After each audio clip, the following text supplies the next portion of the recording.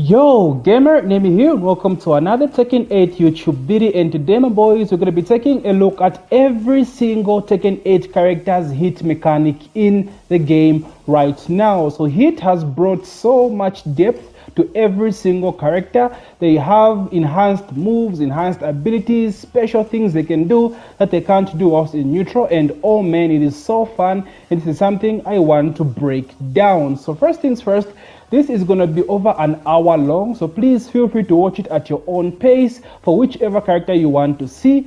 Timestamps will be provided, so please check out the timestamps and go to whatever character you want to see. And I'll be doing these characters in alphabetical order to make things easier for you guys. So without further ado, my boys, let's get right into it. Okay, so first we start with Alisa. To talk about Alisa's hit, we must first understand her distraction stance, or as everyone calls it, her chainsaw stance. So Alisa has this special particular stance where she just goes crazy with her offense. Her frame data is insane. Everything is just better when Alisa is in stance. She has very scary lows, very scary frames, and insane damage as well. So it's no surprise that her hit mechanic revolves around her distraction stance. So when Alisa is in distraction stance, all her chainsaw moves are enhanced. So first things first, her chainsaw glows red. Like, look at this. It looks sick. It looks so sick. So her chainsaws are powered up in a sense that they do a massive amount of chip damage. Like, I mean an insane amount of chip damage. So look at this, for example. So this is just forward one working chainsaw. Right? Look at this. That's insane. That's insane. I think she is the best character when it comes to chip damage, although she's locked behind only the stance. So every single move that she has will do massive chip damage, right? It's so strong. It's so freaking strong. So that's one aspect to her hit mechanic. The second aspect is the fact that she can access dual bolt, which is this dash she does, the flight stance, right? She can attack in flight. So to go into this stance with chainsaws, you first have to have your chainsaws out, right? Then dash forward, right? That's how she works in neutral without hit. Now in hit, this changes, and you can access dual bolt or the chainsaw flight directly without having to remove your chainsaws first. So by pressing forward 1+4, you go directly into the chainsaw flight, right? Look at that, right? Exactly. Just puts out the chainsaws immediately without removing them first. So what makes this scary is the fact that Alisa now has a hell sweep from her flight. So she can do forward 2, I believe. Yes, forward to 2. She has a hell sweep from this. So now she's in hit, and she doesn't need to remove the chainsaw. She can just come to you like directly, right? Boom, hell sweep. See, that's insane, right? She can just chip you out from full screen if she wants to. I did the wrong input, my bad. So forward 1+4. She can just like come in directly with the chainsaws out. So this is what makes her very, very scary in hit. An insane amount of chip damage, probably the best character in the game when it comes to chip damage, right? It's still early, it's still up for debate, but yeah, she is up there in terms of chip damage. Like, it's insane, it's ridiculous, bro. It's ridiculous, and a chainsaw stance has so many crazy frames, so it's very, very scary to press against Alisa while she's in chainsaw stance. So that's basically how Alisa's chainsaw stance works. Sorry, that's basically how Alisa's hit works. It revolves around a destructive stance and giving her the dual bolt instantly whilst in hit. Asuka Kazama. Now, to understand Asuka's hit, we must first understand her new mechanic, Hananiwa Gusto, which is basically just like Claudio's Starburst. She gets 3 unique moves in this stance, and these 3 moves get powered up in hit, and I mean insanely powered up. So she has 3 moves that are new to this game. She has up 1+2, right? Looks just like a basic hit, right? She has forward 1+2. No, decent -6, you know, not all that does not do much on hit. Let me just unblock the opponent, right? looks very meh, right? Very basic looking move, you know. Counter hit, okay, but is it worth using? Then she has a running 1+2. This one actually is decent, right? Hits really, really hard, does a chunk of damage, right? Decent amount of chip. So these are 3 new moves that Asuka has in Tekken 8, and these are the 3 moves that get enhanced once she is in Naniwa Gusto, which is a new stance that she has. So Naniwa Gusto, you basically get this stance by doing different moves, right? You get this glow on her arms, just like basically Claudio, right? Whatever you certain moves give you this effect that she has. So while she's in this stance, all of her 3 moves get enhanced, right? That's basically how her hit works. So for example, okay, I'll go directly into hit. So when she is in hit, she basically uses all these moves for free at the cost of her hit gauge. So let me just activate permanent hit. Hit activation, boom, boom. Okay, so she has running 1+2, which now does 42 damage. Look at that damage. Look at that fucking damage. How insane is that, right? You land 2 of those, and that's basically 80 damage to your opponent. That's pretty insane. It's insane. And the chip damage on this thing is ridiculous as well. It's ridiculous. All right, so that's 1, 2, 3, 4. That's almost half health gone, right? That is insane. It's insane. It's ridiculous. And the scariest thing about this is, okay, it's a high, it can be ducked, but remember she has 3 moves in this Naniwa Gusto form of hers. This is a high, right, running high, but she now has a mid as well. That's a forward 1+2 I showed you earlier.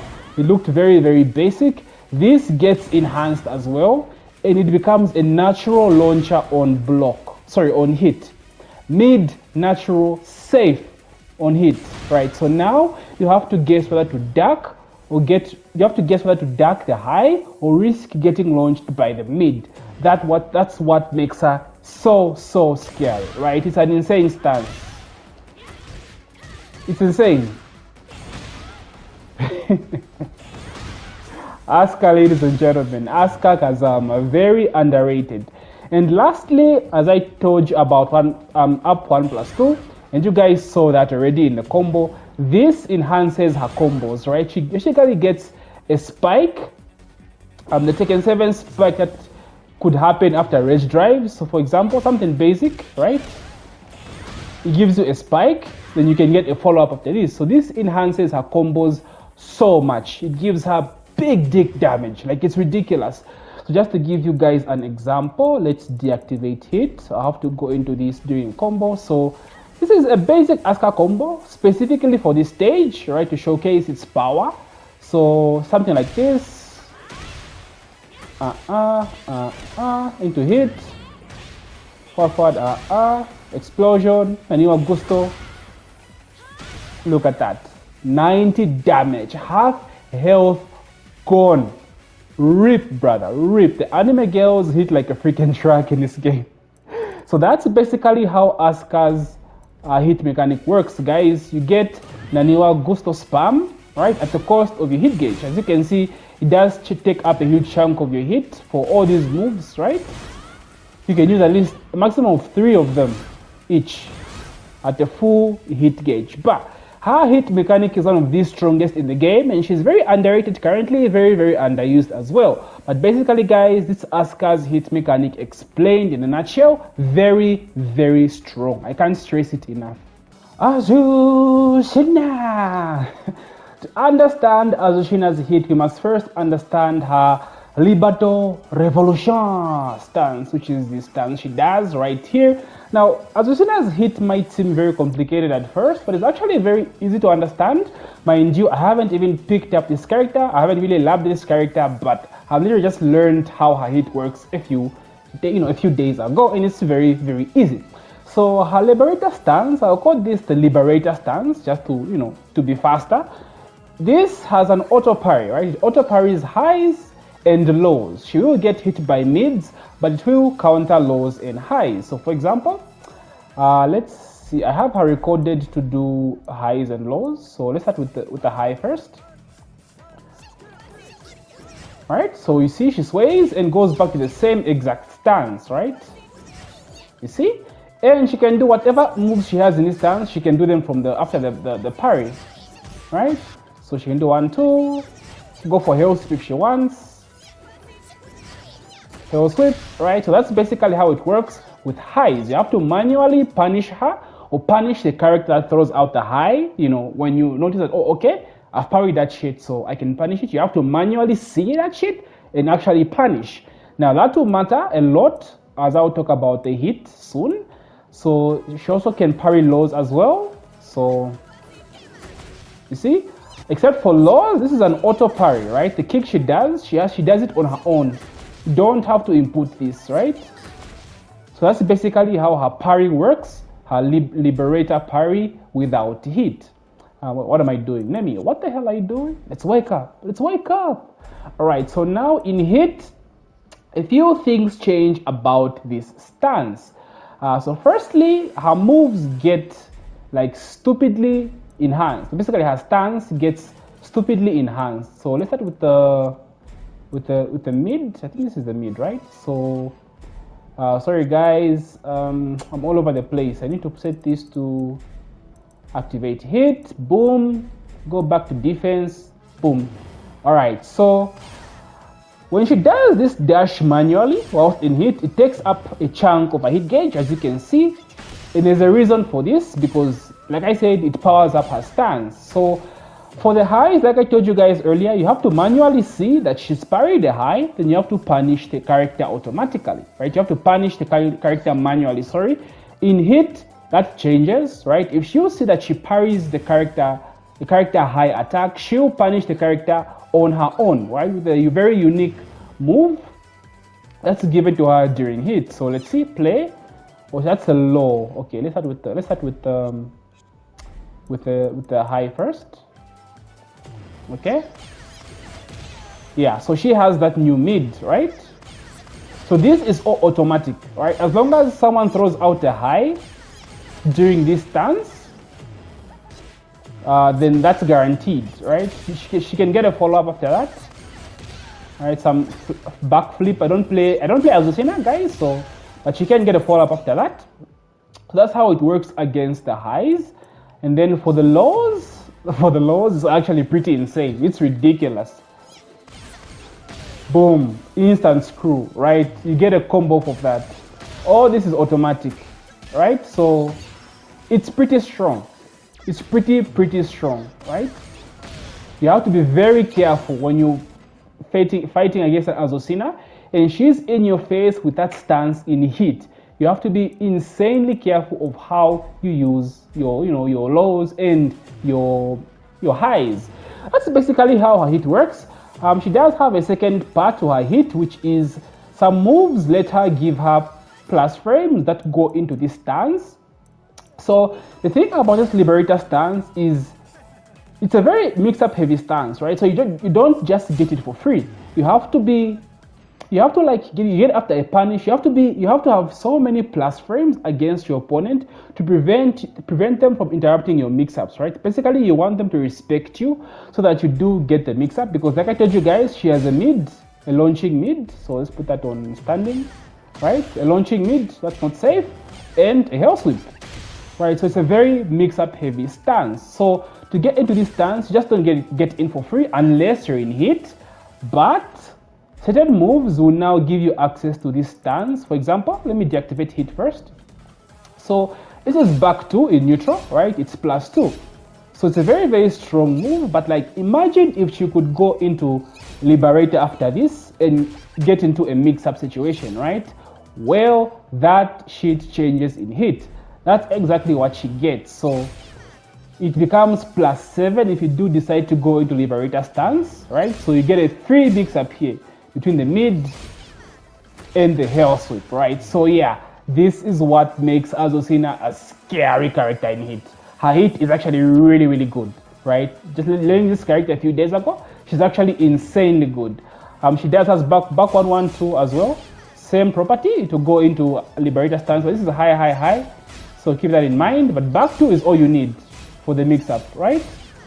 If you want, just manually go in, boom, hell sweep. So yeah, Azucena, very scary. very freaking scary. Dude, like this game has so many good characters.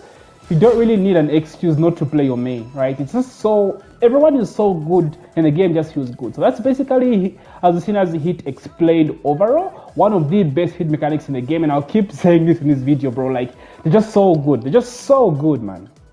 Claudio has Starburst, Asuka Kazama has Ninawa Gusto, and Bryan Fury has Snake Eyes. That's right. So Bryan basically has the same thing that Asuka and Claudio have.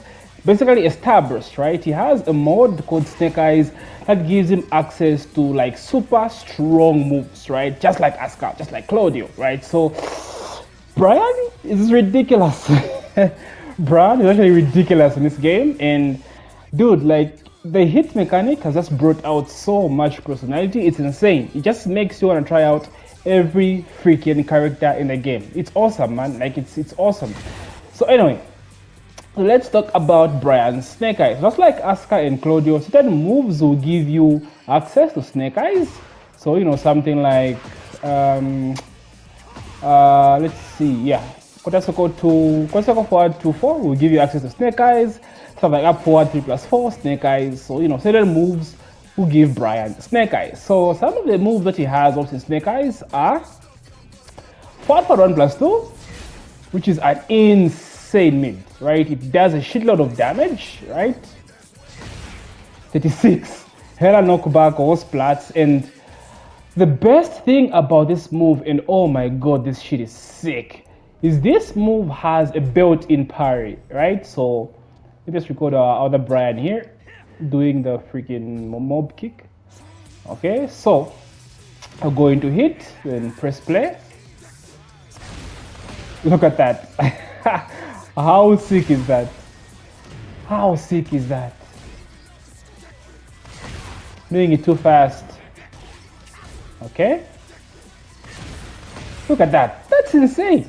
So this is automatically triggered whenever Bryan gets hit whilst in the middle of this animation, right? The forward 1+2. It's ridiculous. It's insane. It's very strong against characters that have a lot of offense, right? Like Hwoarang, for example, Leroy in your face. Just throw this out, bro, and get it out of the way, right? It does take up a huge chunk of the hit gauge, though, understandably, because it's hella strong, right? So, safe counter, Austin hit. He also has an enhanced version of forward 2-1-4. So this is forward 2-1-4. So he gets an enhanced version of this forward 2-1-3-4. Forward 2-1-2. Yeah, there we go. Right. So this is sick as well. So basically, this is used after Bryan's stunt. If you're a Bryan player and you're watching this, then you must learn about his stunt.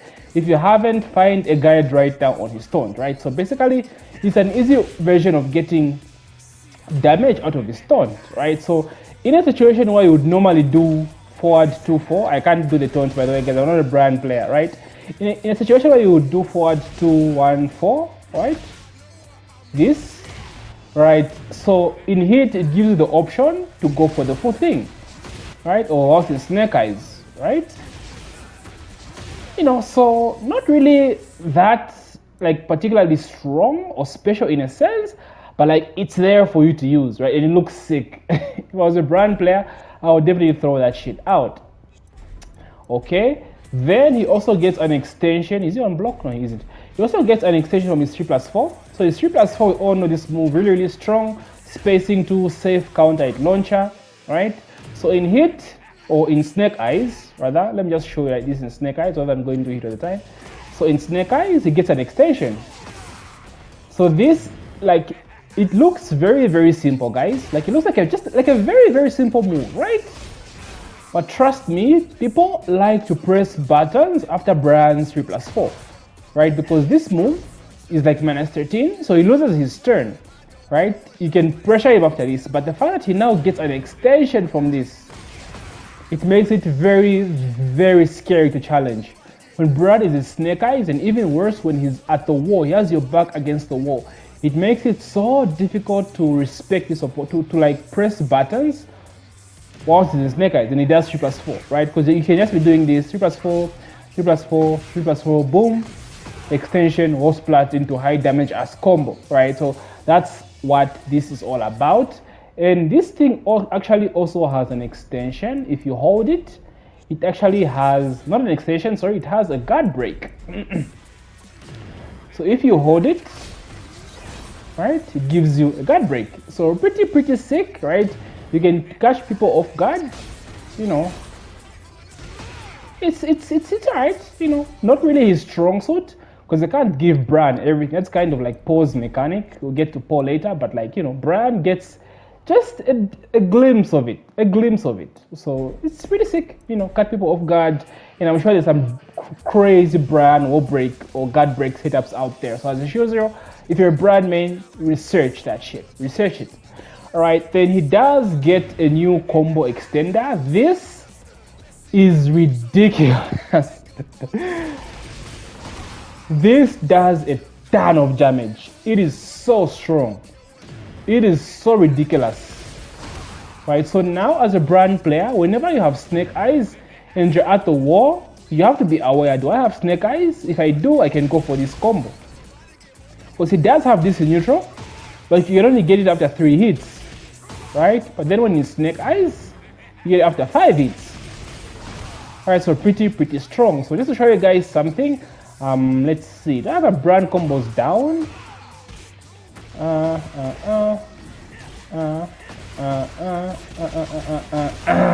Look at that, 85 damage from a jet upper. That's not even a counter hit launcher. That's pretty ridiculous. Bryan is fucking insane in this game, bro. Oh my god. If you haven't faced a strong Bryan, get yourself ready, bro, because this character is insane. It's actually ridiculous, right? So that's basically how Bryan's Snake Eyes works, guys. Basically the same as, like I said, Asuka is Nina Gusto and Claudio Starburst. Which of the 3 is the better version, if you ask me? That's up for debate. You know, it's up for debate because all of them are freaking strong, right? They have their perks, they have their downsides, their negatives and their positives. But one thing's for sure, they are all freaking strong. Basically, that's how Bryan's hit mechanic works, guys. Yeah, it's ridiculous. Basically, Claudio actually comes after Bryan alphabetically, which is very weird, considering the fact that they really do have a similar hit burst or hit mechanic. So yeah, so Bryan and Asuka's hit mechanic was inspired by Claudio's Starburst, right? So with that said, Claudio basically gets the same exact thing that Asuka and Bryan have. So just for the sake of those that are not familiar with how Claudio works, I will talk about it. So Claudio has a Starburst or a state called Starburst, right? Which is basically like Bryan's Snake Eyes and Asuka Ninawa Gusto. So he gets powered up versions of moves that he already has. For example, this is forward 1+2, 1+2 without Starburst, right? It knocks down and is minus what? Minus 14. So it's unsafe and it knocks down. So now, let's put him in Starburst. So first things first, it becomes a launcher, right? You can launch after that. I don't really know what the combo is. And second thing, it now becomes safe, -9, right? So that's how basically how Claudio Starburst works. Down back 1+2, for example, is a new move, a new mid, which is -12 on block. Put him in hit, in Starburst, and it becomes a safe launcher on mid, right? So that's how Claudio Starburst works again. So he has a bunch of moves like, you know, down 1, 2, this becomes safe as well. He does have a new what's this move called? Like the spear move, this one, right? It becomes, I think it becomes a screw. No, he doesn't have this in neutral, but then when he goes into hit, he gets access to this. So it becomes a very strong move to spam, right? Or like for combo filler, you know. So in a nutshell, Claudio's hit is basically infinite Starburst, right? You use Starburst at the cost of your hit gauge instead of actually losing it. Immediately you use a move. Because if you're going to if you're going to Starburst, right? Then you use a move that gets powered up by Starburst. You lose your Starburst, right? And you have to go back into Starburst. basically the same as Bryan and Asuka. Again, I keep on repeating myself to make myself super clear.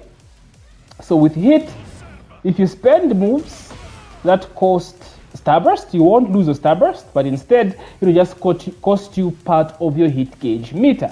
That's basically how Claudio works. So you do have a bunch of powerful moves, like I said, up, back, down, back, 1+2 becomes very annoying. Forward, 1+2 becomes a launcher. It does get the new ball move, which looks pretty sick. You can use it in combos as a screw. Just something simple, I guess, something like that.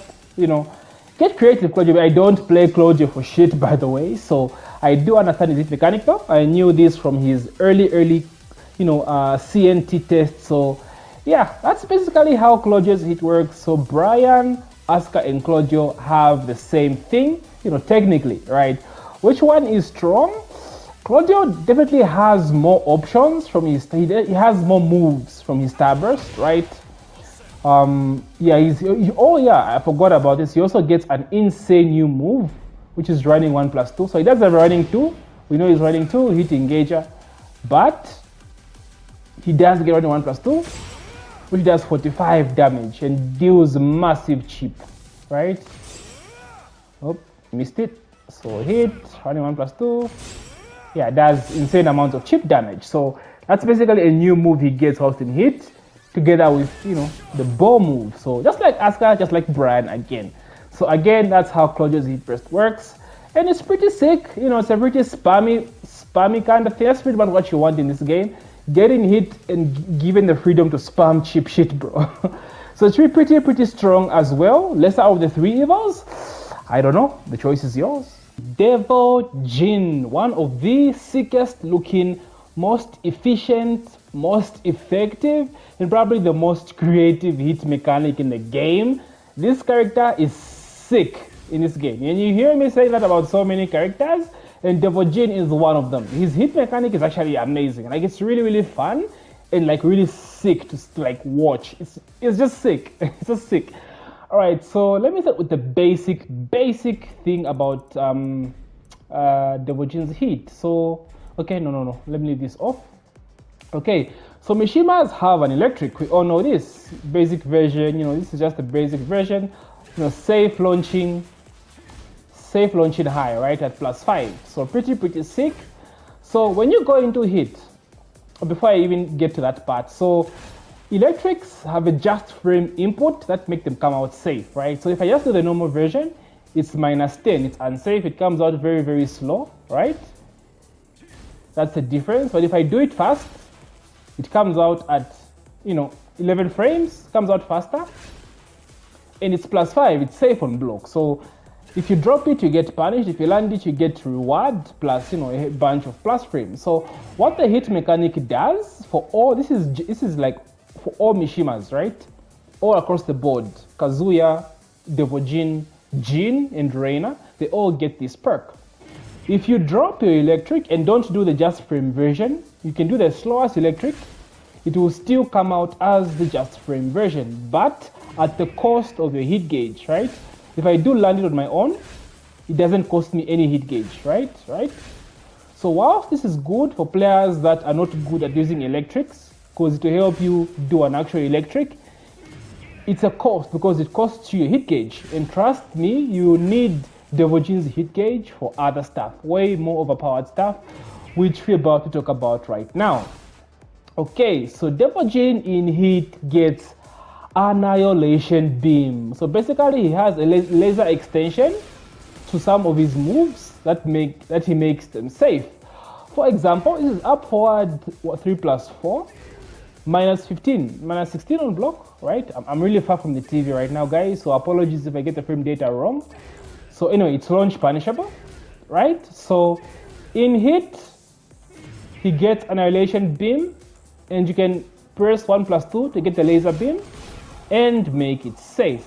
So it makes it an insane whiff punisher. Oh my god, what the hell? Again, sorry guys for the background noise, but you can't control these things. But anyway, yeah, so upward 3+4 can be made safe with 1+2, Annihilation Beam. So he can get this from other moves, for example, so crouch dash 1+2, is a new move that he has, homing mid, which is meant to be used as a mix-up for his Hell Sweep. As we all know, Devil Jin is the Hell Sweep 50-50 god in this game, right? Either he launches you with a low, or he fakes you and hits you with a knockdown safe mid, right? So he knocks down, safe, and is homing. However, in hit, this becomes a safe launching mid because of Annihilation Beam, right? Look at that. So now he gets 50-50 between a low and a mid, with both versions being launchers, right? So he becomes a scary ass 50-50 character, bro. It's actually ridiculous. It's insane. It's very, very scary. Very, very scary. The only downside is it's a very slow move and the range is pretty bad, right? But having a safe homing mid launcher, I mean, come on, guys. Who's saying no to this? Ain't no one saying no to this, right? So it's pretty sick. Now my dog is going crazy. Oh my god, guys, I am so sorry. I should really be recording during the day because she just goes crazy in the night. So you get something basic like this, right? Right? So 62 damage from a safe instant screw mid, that's pretty insane. So other moves include slide 4-3 into laser beam, becomes a launcher as well. I mean, normally it doesn't launch anymore, so this was nerfed. Yeah, so with a laser beam it becomes a launcher, right? Oh my god, Devil Chin, why are you blocking though? Right, so pretty sick. This applies to his back to 1-4. It gets Annihilation Beam at the end as well. Right, so this is, it becomes his like max damage war combo when he's in hit, at least from what I know so far. So normally at the war you do something like this, which is his basic war combo. So, right, 65. But in hit, you do something like this. Laser beam, right? 70 damage, that's 5 damage difference. So pretty strong, right? So this is why I say it's most efficient and effective, because it gives you things you need for like the core mechanic of your gameplay, right? Hell Sweep 50-50, right? It's either you go for the low or the mid. You hit, you get a launcher, right? You get a safe with Punisher, which becomes ridiculous to deal with. You disrespect Devil Jin, you're getting clipped by this, right? It's sick, and it just looks sick, guys. Like, come on. I mean, come on, come the fuck on, bro. Devil Jin be cooking in this game. Sheesh. And finally, of course, like I said, the combo damage with the laser beam. So very effective, very simplistic hit mechanic, not that complicated. Everyone can get into it. You don't have to, like, you know, open encyclopedia, go to Wikipedia. It's a very easy to understand mechanic, very effective, very efficient, and sick to watch. One of the best hit mechanics again in this game. Devil Jin is sick. Arguably the best character in the game right now. Yeah, he is just that good. Sergei Dragunov here. Word among the streets. Word in the streets says this character right now is very ridiculous. And it does make sense. I mean, he's just been recently nerfed, so we'll see how that goes going forward. But like, he's mostly strong because of this stuff, but honestly speaking, his hit is freaking ridiculous. Okay, his hit is actually insane as well. So Dragunov's hit is also actually really easy. So there are two things that Dragunov's hit mechanic is based upon. So first, he gets ambush tackle. So ambush tackle is the tackle that he gets after certain moves. For example, is after his kind of like manual side step move. So side step 1+2. Sorry, side step 3+4. So into 1+2. So that's ambush tackle. So he has certain moves from ambush tackle or different throws. He has a different throw for each arm, right? So left arm, right arm, and both arms. So 1, 2, and 1+2. So this is the one break, right? The gray thing, by the way, means he can take away your gray health. So your healable health just goes, bro. You don't break this, your health goes. Your recoverable health. Then he has a 2. You just, damage grab, 42 damage. Then he has 1+2. which is his max damage from this. I think it's 45. Yeah, 45. So those are the options that he has whilst in ambush tackle. So normally ambush tackle can be broken. You can break this by pressing 1+2 if it's still the same, if nothing has changed, right? So it's breakable whilst in neutral. So that changes whilst in hit. This is actually really insane. So whilst in hit, this becomes unbreakable. So meaning you have to guess between 1, 2, and 1+2. So remember, 1 takes away your gray health, and 1+2 does a ton of damage. So you have to guess. It's a 3-way guess. So good luck with that shit. It is so strong. It is so strong. So that's basically how ambush tackle works, whilst in hit. Then he also gets ambush tackle from certain moves. For example, his infamous Russian assault running 2, right? You can get ambush tackle after this by mashing down back 1+2. So he does have a basic mix-up after running 2 now. This is from Tekken 7. He could do this whilst in hit, right? Running 2 into ambush tackle.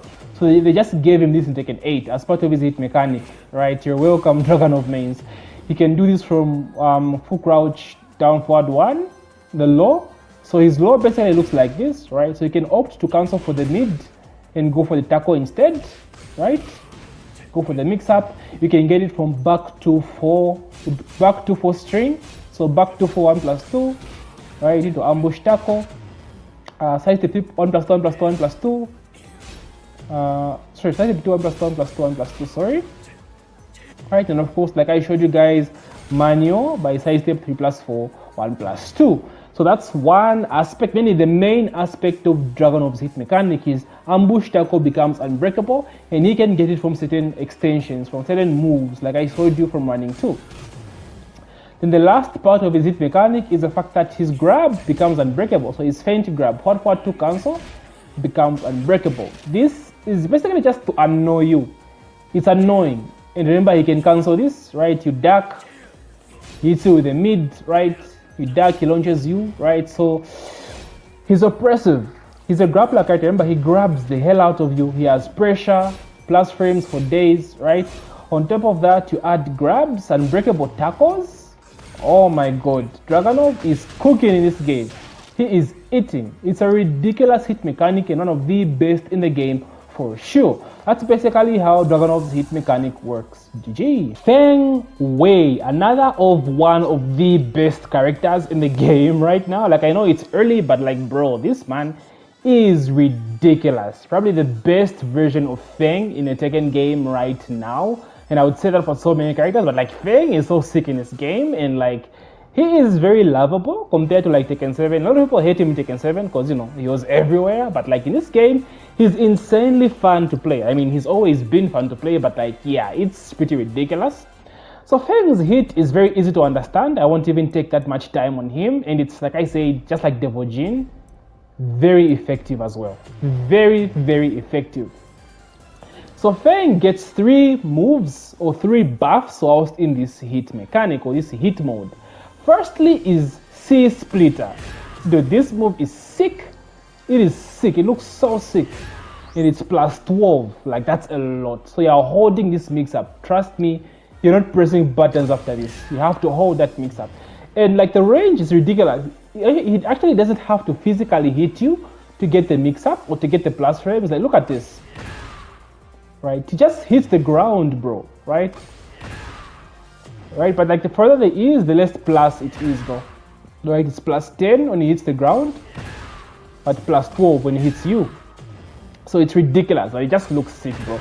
C Splitter. How sick is this? Even the name is sick. So yeah, basically puts you in a plus frame status, a mix-up situation. If he lands this on hit, gets ridiculous damage, right? That's basically 50, right? Plus a follow-up. So pretty insane stuff. On block, of course, it's the mix-up between the low, right, and the mid, the elbow, if you want to stay safe. Although you can go for 2, which is a hit engager. That means it launches Austin hit. So for example, let's see. So let's say I'm in back turn, right? After C Splitter, it puts me into back turn. So I can go for 2, which is this, knocks down. However, if I do decide to hit dash afterwards, right, I get a launcher. Right, so pretty sick. Pretty sick, right? So it's a scary mix-up. It's a scary mix-up. Imagine he's on the tip of his hit gauge, right? Boom, hits you with this. So now you're in a guessing situation. Is he gonna go mid, right? And go for a hit dash afterwards? Or is he gonna go low, right? And launch me either way. So yeah, it's pretty good. Very efficient, very effective, and the range, Jesus Christ, the range is ridiculous. Just don't challenge Feng in hit, guys. Like, he'll just blow you up. And it takes so much damage. So if you're standing, right, you just get knocked back, right? You don't get hit or anything like that, but you do take a little bit of chip damage, or 5 damage rather. So yeah, it's pretty ridiculous. So the second buff he gets is back 1. So back 1 without hit is a counter hit 10 frame knockback, right? So it knocks you back for a guaranteed, shoulder. Does nothing on normal hit, and I believe it's minus 10 on block, so it's minus 12. This is a huge nerf actually. Yo, let's go. Minus 12 on block, so very punishable. However, in hit, it now becomes safe, right? Minus 8. And it gets the counter hit property anyway. You don't need the counter hit now to have this. And remember guys, it's a 10 frame move, so it's a hella keep out. Hella keep out. Anything you do against Feng in hit is this. You're eating the back palm, right? Essence of the iron palm. How sick of a name is it? The thing is so sick. Holy shit. Essence of the iron palm, right? Safe, safe, 10 frame. No counter hit animation needed, right? On normal hit, knocks down for guaranteed shoulder.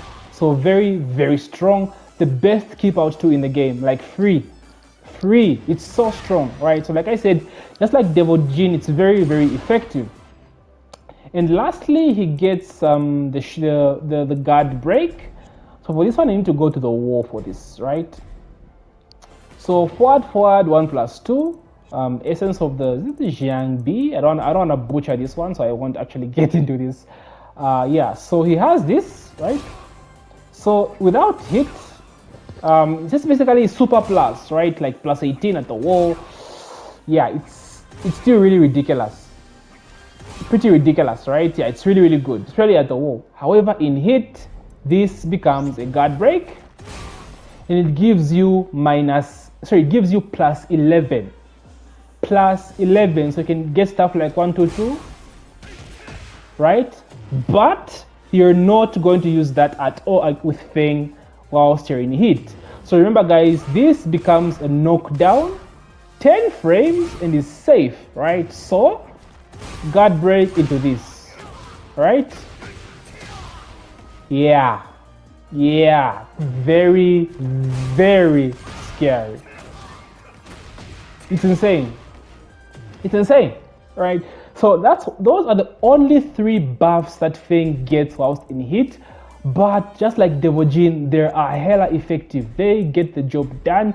You don't need a bunch of unnecessary stuff, and Feng just gets what he needs, which is pretty good, right? Not every hit has to be so complicated, right? You don't need like so much random stuff. So it's pretty sick. Again, I'll keep on saying this is one of the best hit mechanics in the game right now. Efficient, just like Devil Jin. Effective, just like Devil Jin. And pretty sick looking, bro. Like having a 10 frame safe keep out move that knocks down for guaranteed shoulder. Sheesh, give my boy Raven that shit, bro. Like, so anyway, guys, that's Feng's hit mechanic explained. It's pretty good. I don't know what else to say. Hwoarang. Alright, so Hwoarang's hit is pretty straightforward as well. But I won't go through all of his moves that actually are affected by hit, and I'll tell you why. But there is one big change that happens with Hwoarang whilst in hit. So Hwoarang has a new law from Right Flamingo. He has down 4, 3, 4, which is this. So in neutral, like as in right now without hit, the first 2 hits are natural, but the third hit can be ducked, and it is a high. So let me just show you guys. Let's get the CPU to record this real quick. Bada bing, bada boom. What am I doing? Nemi? Hello? Bada bing. Okay, nice. Record this movement, play. Okay. Right, so I can duck the last hit and punish. That's basically how that law works. So in neutral, most Hwoarangs are only going to do this, right? Just the first 2 hits. Right? That's how it works. But when Hwoarang is in hit, this move becomes enhanced. It becomes a pure hell sweep, right? Basically, what he had back in Tekken 7 is given to him, but with a little bit more strength, because this thing can war splat from freaking Antarctica, bro. It war splats from the middle of the fucking stage. It's insane. So like down 3, 4, see that? Knockdown, 38 damage as well. So it's ridiculous. It becomes very, very scary. And remember, this is Hwoarang in hit. Hwoarang in hit has mix-ups for days. So in hit, this becomes a launcher, right? You duck and you're getting launched, right? So yeah, here's a mix-up character and he will mix the shit out of you. But in hit, this becomes scary, right? So get ready to deal with that shit against Hwa. So the second part of his hit mechanic, and which I said I won't really talk about a lot, is he deals a massive amount of chip damage. We spoke about Alisa doing a massive amount of chip damage. Well, Hwoarang is another of those characters. So a lot of his kicks become like, they do like a massive amount of chip damage. So one of them, I believe, is forward 4. Yeah, this move, right? It takes up a huge chunk of hit, but like look at the chip damage. Yeah, right? This becomes hella chip damage, right? Just so many of his moves. Yeah, back 4 chip damage as well. There are so many of his moves that do chip damage. I want to go through all of them because this will be a Hwoarang guide now because there's just that many. But if you do want to check which moves actually get affected most in hit, you can read at the bottom. So for example, it says powers up, power up during hit, right? Increase chip damage on block. So this is slide 3+4, right? So it's like that with most of his moves. So is it left, right, flamingo? Yeah, so you see chip damage. So he has a bunch of these moves, and if you're a Hwoarang main, you have to go through all this so you can maximize his chip damage on block. Considering the fact that Hwoarang is a pressure character, just sticks to your face, right? His chip damage is pretty ridiculous. It's insane. So that's basically Hwoarang's hit explained, guys. It's not that complicated, but again, you have to go to the move list to figure out which moves do the massive amount of chip damage whilst in hit. Jack 8. Okay, so let me first start by saying that Jack 8 has one of the most creative hit mechanics in the game. Like, I love what they have done with Jack, man. It actually feels more interesting. I've never, and I mean never, been interested in this character. But like Tekken 8 makes him look sick, bro. Like the stance flex, the flex for the stance, like come on, man. Come on, Namco. Holy shit. Namco tried to make me play Jack. Okay, so Jack's hit as well is kind of similar to Claudio, Bryan, and Asuka, but like not really, but to some extent. So Jack has a new stance in Tekken 8 called Gamahao, and this is where his hit comes into place. It revolves around the moves that come out of his stance. So just to explain a bit about Gamahao, so Gamahao is a stance that powers up the moves of that particular stance whenever you manage to absorb a hit. Now this is in neutral before talking about hit. Okay, so for example, let me record down forward 1, down forward 1. Okay, I record this movement. So I'm going to absorb a Jack down forward 1, and you guys should look at Jack's arms, right? My Jack, P1 Jack, when I absorb one of his attacks. All right, so you see that? He gets a little power up, right? He glows, his hands glow, right?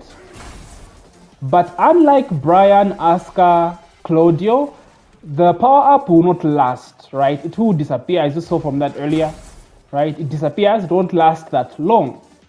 So what this means is whenever you get an attack, or whenever you absorb an attack, you have to throw out your attack from that particular stance immediately. So for example, he has quite a number of moves from Gamahao. So he has 3, right? He has 4, the huge big boot hit engager. He has 1, and he has 2. So now the two moves that get powered up when he gets the gamma charge, right? The electricity. So the electricity is called gamma charge, right? Gamma charge, right? The two moves that get powered up when he gains gamma charge is 1 and 2. So gamma charge 1 as of right now, or gamma how 1, sorry, without a charge up, he just gets a follow-up, right? But when he absorbs an attack and gets gamma charge, and if I attack immediately, it will turn into a screw, an instant screw, so it becomes a combo, like a combo starter, for example. You see that? I can now get a full combo from that. But like I said, you have to do the attack immediately. You cannot save it like Asuka or Claudio. It's locked behind his gamma house stance. Right, and the same thing happens for 2 as well. So, gamma how 2, not forward 2. That forward 2 is a combo filler for the wall combo. So gamma how 2, this one right here, becomes a guard break, right? Once I get the gamma charge. So now how do I show you this? Okay. So I have a way to explain this. Okay, so gamma how 1. Gamma how 2, as you can see, it shows plus 11, right? But you can't get a follow-up after this, which is weird. You should be guaranteed 10 frames, at least 10 frames, right? So this is not guaranteed. So what happens in gamma charge, when he gets the buff, that it becomes a guard break. So when we talk about Jack's hit, right? He has infinite gamma charge. So look at his arms, they're glowing green, right? So he gets infinite gamma charge whilst in hit. That means he has access to the gamma charge launcher, the gamma how launcher, right? And the gamma how guard break. So for example, and this will take up his hit. So for example, this is 1, right? Takes up my hit, right? Now for the 2, takes up my hit as well, takes up my hit as well. So remember guys, I told you that gamma charge 2, this one gives you guard break when he has the buff. So whilst in hit, right? 10 frames guaranteed. Now, this is where this shit gets scary. Oh man, fucking Jack, bro. So Jack is hit. Jack's hit smash. He has a fastest hit smash at 10 frames. It comes out as fast as a jab. So you guys see where I'm going with this, right? When you get gamma charge 2, gamma how 2, with the buff, you can get the hit smash guaranteed for free. So for example, boom, boom. That's guaranteed. 36 damage for free. So it makes him an insane character in hit. Oh my god. And remember, gamma how stance is a power crush. She's absorbing all your shit except lows and grabs, right? So yeah, it's fucking scary, bro. It's a freaking scary hit mechanic. This guy goes into hit, starts spamming, bro, he starts spamming this shit? Bro, I'm telling you, good luck. Good luck. It's an insane hit mechanic. I still love it. One of the most creative hit mechanics in the game as well. And I don't know, I might just pick up Jack. I don't know, I ain't gonna lie, this version of Jack is hella fun. But yeah, it's ridiculous. Very, very strong hit as well. And now for the man of the hour himself, Kazama Jin. So Jin's hit, I know this one is actually really popular. Most people played Jin mostly in the demo. So Jin, wait, what? I'm supposed to activate hit menu. Let's wake up. Jin's hit. So firstly, let's talk about the generic stuff that all Mishimas have. Like I explained with the Jin before. If you skip timestamps, I have to explain this again. So all Mishimas, Devojin, Jin, Reina, all these Mishimas get an easy version of an electric or Austin hit. So an electric will always come out at a just frame if I do it fast, right? So there are two versions. The normal electric, like this, is unsafe at -10 and will come out a bit slower, than 14 frames. Maybe it comes out at 15 or even 16. But if I do it fast, like this, I get +5 and a 14 frame launcher, right? So now what happens is when you go in hit, you activate hit, You will get the fast version no matter how slow you do the electric, but at the cost of your hit gauge, right? So it just helps you to land a perfect electric, but at the cost of the hit gauge. So it costs hit gauge, which is a bad thing. This will force you to learn how to do electrics, so you can do them without the cost of the hit gauge. So that's one aspect to Jin's hit mechanic.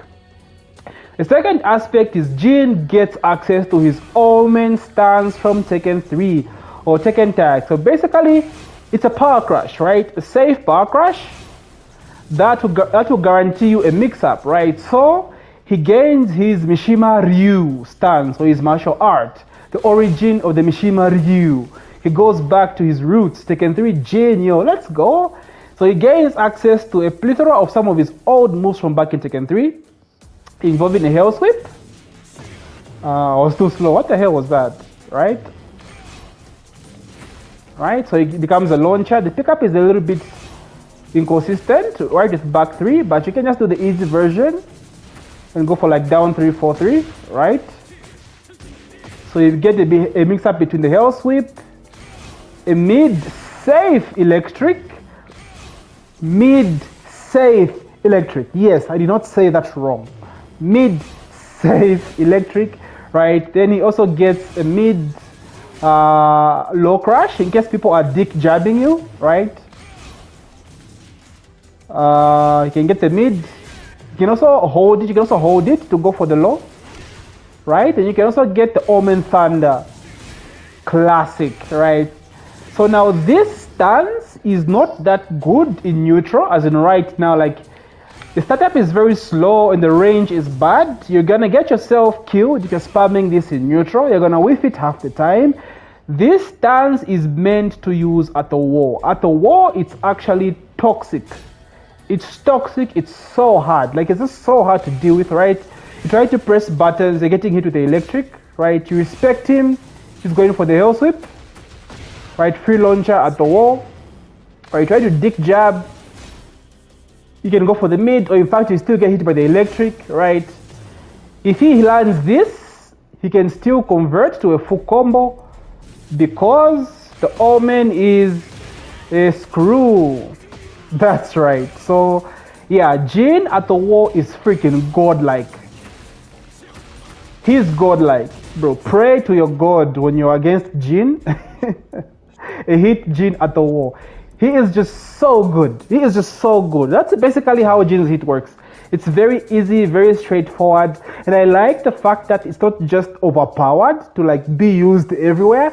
It's specifically supposed to be used at the corner. He is a god at the corner, and that's where you should utilize it. So combo, so something like, you know, let's say, let me deactivate hit, for example.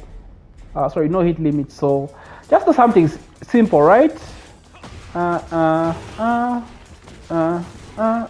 Jesus. Let's try that again. For example, right? Boom, set up your Oki now, right? Now they're at your corner and you're mixing them up. That's how Jin is supposed to be used. Take them to the wall, at the wall, go into hit and begin your shenanigans. That's what makes Jin's hit so freaking strong. One of the best hit mechanics in the game, but not as strong as some of them we've seen because it's specifically supposed to be used at the corner, but nonetheless, still freaking oppressive. That's Jin's hit, guys. Very easy to understand, but still freaking strong. Jun Kazama, Mama Kazama herself. Her hit is actually very self-explanatory as well. So to talk about Jun's hit, we must first understand how Jun works in this game. So as most of you guys are familiar, most of Jun's moves take up a lot of health, right? She has a bunch of strong ass moves that take up a part of her health. And you know, the risk is actually worth the reward because some of the moves she has are insane. So for example, forward 2, Demon Slayer, I think is what the name is called. Pretty sick, right? So Demon Slayer normally is launch punishable mid on block, right? Minus what, 18, right? So everyone and their grandmother is launching the shit out of Jun after this. But she can get an extension by adding 1+2 and she can make it safe, right, at -9. So now it becomes a hit engager. So forward 2 is a launcher, but forward plus 2 becomes a hit engager. Then when she's in hit, oh my god, she blocked, right? Becomes a full launcher, right? So yeah, Jun gets that kind of high risk, high reward, but like honestly, the moves she has are just too good for the amount of health she loses. Like it's absurd compared to someone like Zafina, who we'll talk about. Like it's really, really absurd. She has a bunch of different moves, right? Bigger safe launcher like this, right? So they take up a lot of her health. You know, moves like this take up a lot of her health, right? But then she has different moves again that will heal her. For example, she has this combo ender that will heal a chunk of her health, right? And of course, when she gets into hit, she can heal. And she has a stance called inner peace, so she can heal herself. Not really like that meta, or you won't really be using this, but it's still there. So that's basically how Jun's mechanic works. Now this all ties into her hit, and it's pretty simple. When Jun is in hit, she gains access to all these moves for free without the cost of her health. So look at this, right? Her health is not moving, right? It's pretty sick, right? Moves like this. And while certain characters like Jack, for example, Claudio, Asuka, once, for example, for them, when they use their starburst, and I say that in quotes, their starburst moves in hit, it takes up a bar of their hit, like a little bar of their hit, like it drains. But for Jun, no, she is special, bro. For whatever reason, she doesn't take up hit, and she gets these OP ass launchers for free, right? Forward 1 plus 2. And a bunch of others. I don't play Jun, so I might be missing some of them, but these are like the major moves she has that are like ridiculous, right? So yeah, that's how Jun's hit mechanic works. And she also has a move called inner peace. So forward 1 plus 2 without hit is like a 12 frame punisher that leaves her in inner peace, right? So it only goes into her stance on hit, right? So it goes into wait, am I doing that wrong? Yeah, so it leaves her in a stance. So it's a hit engager, but it will give her in a stance like this, right? Am I doing something wrong? No, I was pressing 1 plus 2. Sorry guys, 1 plus 2 is a hit engager. Forward 1 plus 2 is the move I'm talking about. So this move, right, goes into inner peace, her healing stance, but this only happens if she lands it on hit. On block, right, just plus 2 mid, right? Or plus 2 high, right? So not that much, right? But then when you go into hit, when you land it on hit, she goes into inner peace. So you can heal or throw out an OP move, right? The mid is pretty OP. She has a mid hit engager, basically a projectile, right? So yeah, it's pretty annoying. So what happens in hit is that it becomes powered up, bro. It becomes juiced up to the point that it kind of becomes a counter, right? So for example, I recorded Jun here to kick the hell out of me, right? So her down forward 4, strong move by the way, right? So now I'm gonna go into hit and I'm gonna use that inner peace move, right? So forward 1 plus 2. So as you can see, it even takes up some hit gauge, right?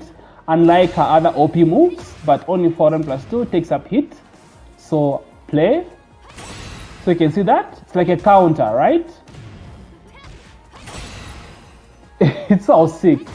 It's so sick, right? Then punish them, right? So yeah, that's how inner peace works with Jun whilst in hit. Pretty strong, but like I said, her hit is very easy to understand, right? She basically gets OP moves for free without the cost of her health, right? So it's pretty good, and she also heals herself in hit. So yeah, pretty strong. Jun is, in my opinion, the strongest character in the game right now. I know it's early, guys. It's very early, but she's looking like super strong. She's been nerfed a bit, but like, yeah, I think she's still the best character in the game. Okay, at least top 5 in my opinion. And her hit is nothing to gawk at. Actually, doesn't even need the hit because the health is very little. She loses very little health for what she can do with that health lost, right? The moves she has are ridiculous. So yeah, that's basically Jun's hit explained as well. Simple as straightforward. Master Kazuya Mishima himself, a fucking oppressor, dude. Kaz in the story was so sick. Hands down the best Tekken villain, right? Oh my god, Kaz was so sick in the story. So Kaz was in the demo as well, so I'm sure most of you are familiar with his hit mechanic, but for those of you not aware, I will go through it as well. So what am I doing? So for example, so for Kazuya, just like the Mishimas that I explained earlier, it also applies to his electric, right? So he gets the just frame version of his electric even if you drop the normal electric at the cost of his hit gauge. However, if I do learn the just frame version, it does not cost me hit gauge. Again, this applies to all Mishima characters. So if you've missed the explanation, just check the timestamp on the Mishima, then you will get the explanation. So for Kazuya's hit mechanic, he basically gains access to the Devil Jin, right? Or his Devil Kazuya is basically what it is. So his hit mechanic adds extensions to a lot of his moves. For example, forward 2 without hit, just a basic knockdown, right? Or a hit engager, for example. So this is a hit engager, but if I land it here,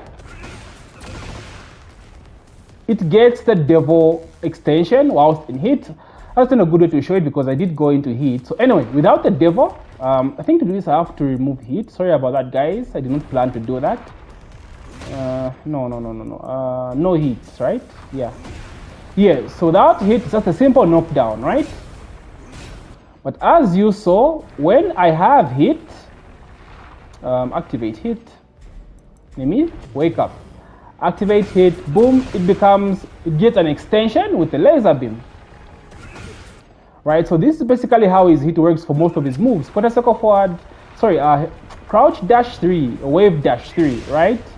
His combo ender jet kick, whilst in hit, gets an extension. Right, so for example, let's say simple combo, right? Right, hit. Oh my god, Kaz, what the hell was that? Right, hit into combo ender. Oh my god. Bro. Let's say, oh my god. Anyway, so I'm sorry guys, it just all gets cursed when it's recording, right? So like I said, neutral, no extension, whilst in hit gets an extension, right? So this becomes like your combo ender when you're in hit. Same applies to his hell sweep, right? So without hit, normal hell sweep. With hit, into Heaven's Gate extension. Right, so that's basically how Kazuya's hit works. Very easy, very self-explanatory. And the thing that makes this scary is the fact that when Kazuya is in hit, right, he gets to mix you up. Because he's a 50-50 character, right? Now he has a buffed up hell sweep that goes into Devil, like goes into Heaven's Gate. Or if you duck, you can go forward 2, right? Alright, so now you're stuck in that vortex. Do I duck and eat 40 damage, right? Or do I stay standing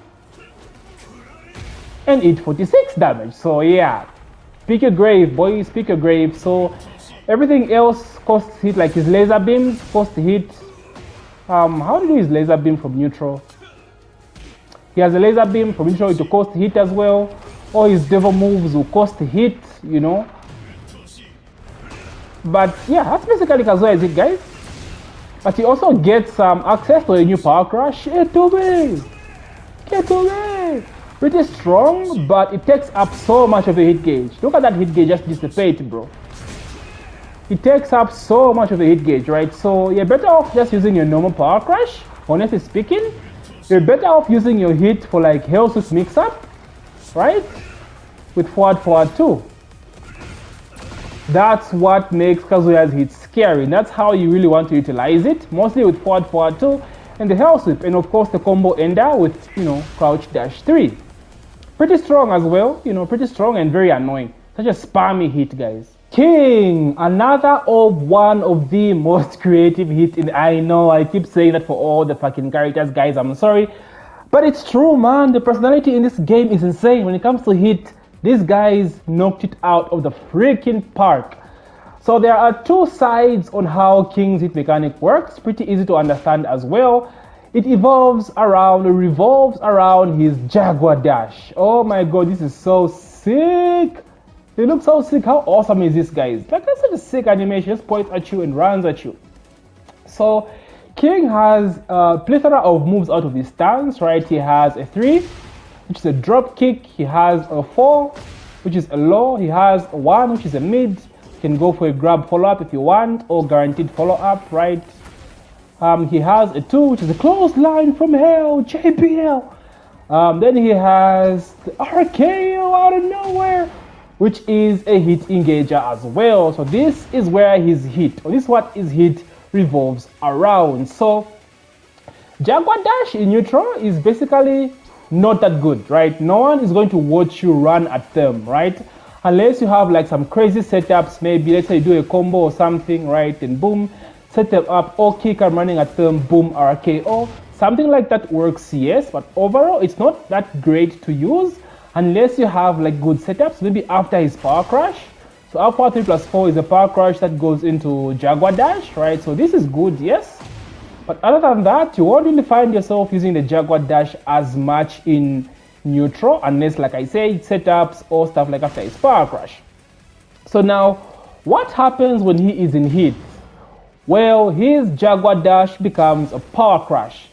So throughout this process he has right now, the running animation, the whole thing is a power crash, right? You can't hit him with mids and highs. You just can't. You have to either go low or grab his ass. That's how you beat this. You can sidestep it as well, but it's very, very risky. So yes, his Jaguar Dash becomes a power crash, and not just that, 2 of his moves, or rather 1 of his moves, get enhanced, right? So his Jaguar Dash 1, like I said, would give you a follow-up whilst in neutral, but Jaguar Dash whilst in hit, Jaguar Dash 1 becomes a full combo. That's right?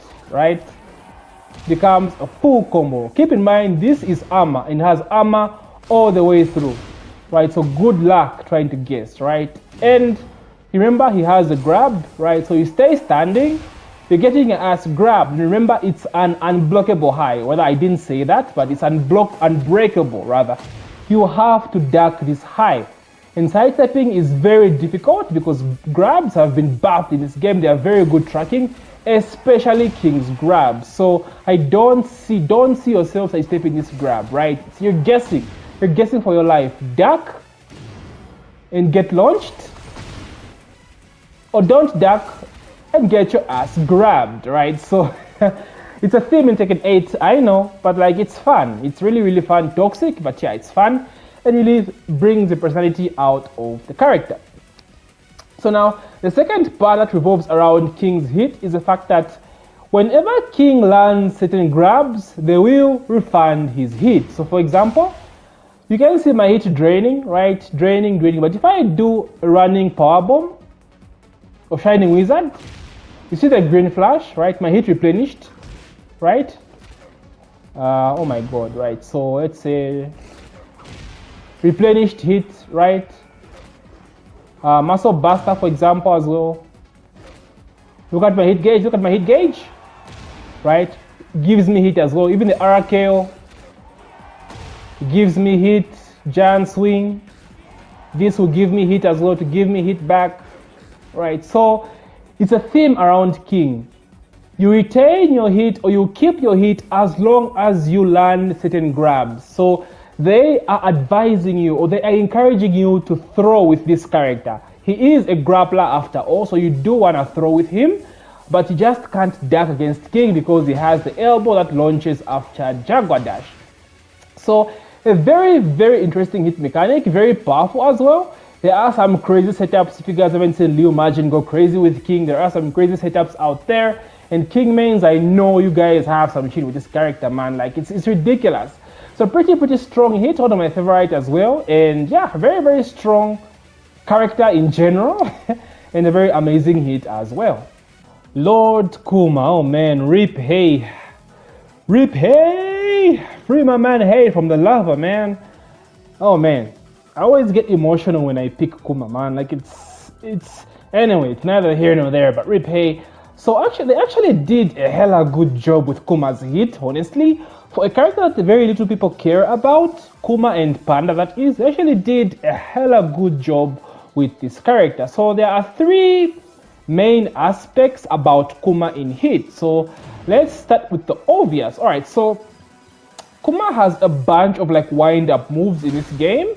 I won't show you guys all of them, but I can show you I think about two. So he has outstanding 2-1, outstanding 1-2, right? So this move right here, he can hold the 2, right? Delay it, and it can be plus, right? Like normally, it's negative 13, so it's punishable. So if you hold it, it does a huge amount of chip. So same applies to down back 1-2, which is this one here, and safe. But if you hold the 2, it becomes safe at +3.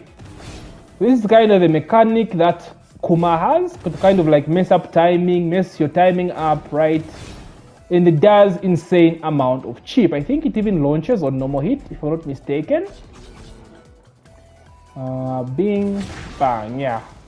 I think that's a launcher. I am not sure. I don't play Kuma for shit.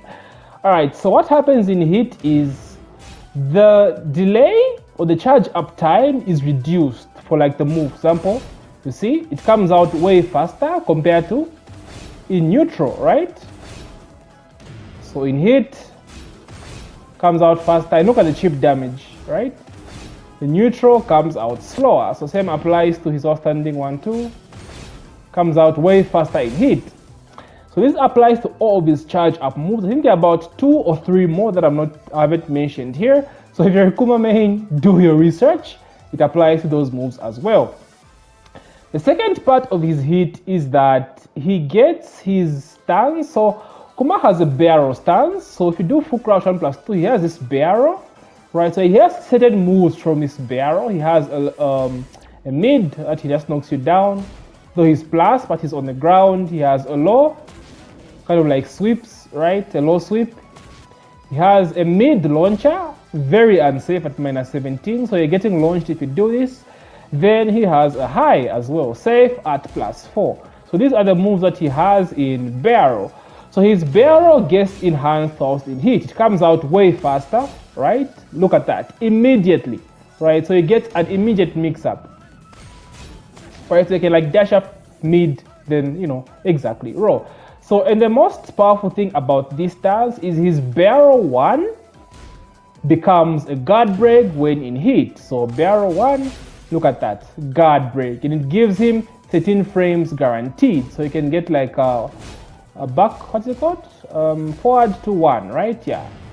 So full crouch 1, boom, boom, right? So pretty freaking scary. And at the wall, that becomes a wall splat as well, right? Guard break at the wall, boom, you're eating a ton of damage. This character does a shitload of damage as well. So yeah, pretty scary hit.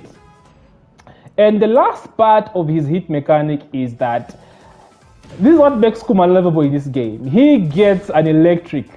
Same property as the Mishima electric when it comes to frame data, except I think it's only 15 frames instead of 14, right? Yeah, it's 15 frames, right? So he gets an electric, right? You can hold it as well to make it a little bit more plus, right? So you can do some pretty sick stuff, right? So electric, right? Like it's fun. It's fun, right? So yeah, he is like Kuma. There's potential there. There's potential. There's potential. So it's not your common generic electric. It's a mid electric, and it's a special mid as well, meaning it can be blocked while crouching as well, right? Like that. So it's like a budget EWGF, right?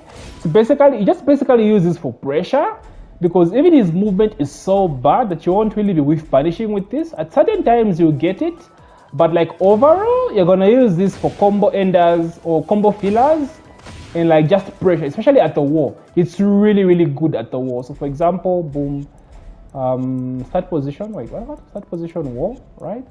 You put him on block, right? Going to hit, right?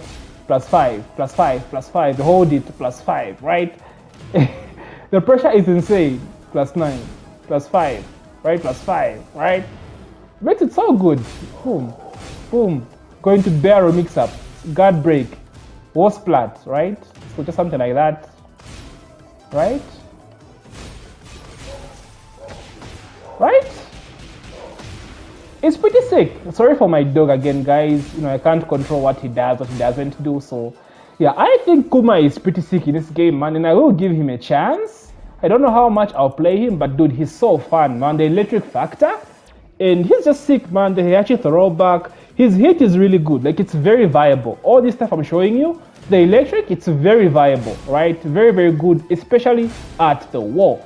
Kuma, amazing hit mechanic. Although the character himself, I can't say is that strong, but his hit mechanic is really, really good. Oh, my boy, Lars. So for those of you that don't know, Lars is actually one of my favorite characters in the game. One of my mains, right? I've mained him since Tekken 6. So yeah, I hella know shit about Lars in this game. And let me just say this, top 5 strongest hit in the game, right? That's my claim. Top 5 strongest hit in the game. So let's talk about it. All right, so there are 2 major factors that revolve around Lars' hit, or when Lars is in hit. So first is his limited stance. So Lars has a new stance in Tekken 8 called limited entry. So basically this stance he does when he does the little, right, the little jig, right, when he goes to the ground, right, that's a stance. So in this stance, he has 2 new moves. He has a mid, safe mid, right, knocks down on normal hit, right? This guy is blocking, bro. Why are you blocking though? Right, knocks down, safe at -9, right? Then he has a low as well, right? +4 on hit, I think -12 on block, right? So these are the 2 moves that he has in his new stance limited entry.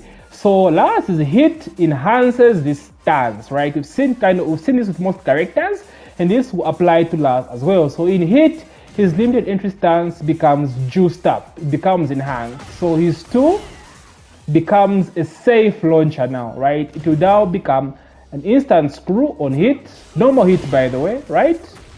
So it makes him very, very oppressive, right? Like it's insane. It's insane. So let's see. Okay, basic combo just to show you guys. I haven't played my boy in a while though. What's his new move? What? Oh, okay. I'm currently playing Raven, so I might be a little rusty with my boy. So basically, that's what you can get right with that, you know, launcher. Pretty good. Then his low becomes a hell sweep, right? 35 damage knockdown. That is insane. And mind you, the frame data on block does not change. It's still only -12, so you can't even launch it. So yeah, when Lars has plus frames on you, for example, after outstanding 2-3, then goes to limited entry, you're in a pure 50-50 guessing situation, right? Either safe launching mid or a hell sweep low. Alright, so pretty scary stuff. That is one aspect about Lars' hit. It's already like pretty scary. Then the second part of his hit gives him access to a new move called Rebellion. This is basically a power crash that is +5 on block, right? It can go to as far as +11 depending on the distance on which you land it, right? So for example there, that's +10, right? So yeah, it's pretty ridiculous. So this gives him an instant access to silent entry, which is one of his stances as well. So Lars does not get silent entry that easily. He has to do like risky stuff, for example, a move to stance transition, and he has to have plus frames for you to force a mix-up. But when he is in hit, he gets a mix-up on block for free. Right? And remember, he has a low from this. Then he has a launching mid as well. If you want to stay safe, he has a safe mid, right? So yeah, you're holding a mix-up and you're getting mixed, right? and his stances can flow with each other. So like limited entry can flow to silent entry, can flow to limited to silent to dynamic entry as well. So you can do pretty ridiculous stuff like this, right? So his stances just flow. So he is a mix-up god in this game, and his hit just enhances that fact about him. Really, really, really strong, and this stuff is very difficult to deal with. I'm not just saying that as a Lars main, as a Lars fanboy. I have fought some Lars, and bro, I have been cooked by this character, man. It's actually ridiculous. So a very, very strong hit mechanic, and man, we're eating well, my boys. Justice for our boy, finally. He's pretty strong in this game. I hate rich people. We're never gonna forget that, Namco. Bring it back. Bring it back. So martial law. Law actually has a very easy to understand hit mechanic as well. And yeah, I won't waste a lot of time on him. So Law has a new move, Nunchuk move. Tekken 8, pretty sweet. It's a screw, right? So you can use it in your combos. For example, just something basic, right? I think this works, yeah. Right? Yeah, basic, just basic combo, right?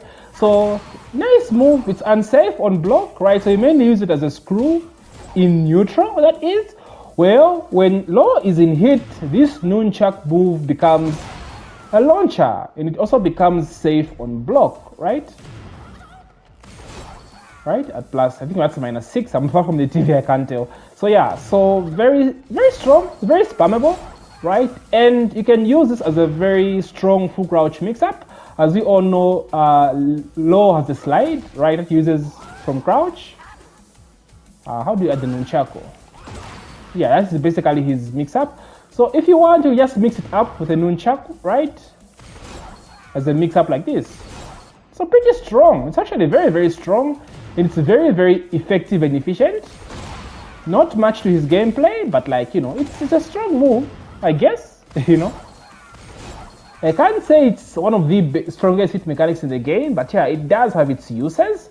And the other part about Law's hit mechanic is the fact that his parry becomes enhanced whilst in hit. It also gives him some hit gauge back. So in neutral, this is what his parry looks like, right? So nothing to it, 34 damage, punch parry, pretty good. But in hit, it becomes 38 damage. So 4 more damage, like plus 4, it does 34, right? Yeah, so in hit that does 38.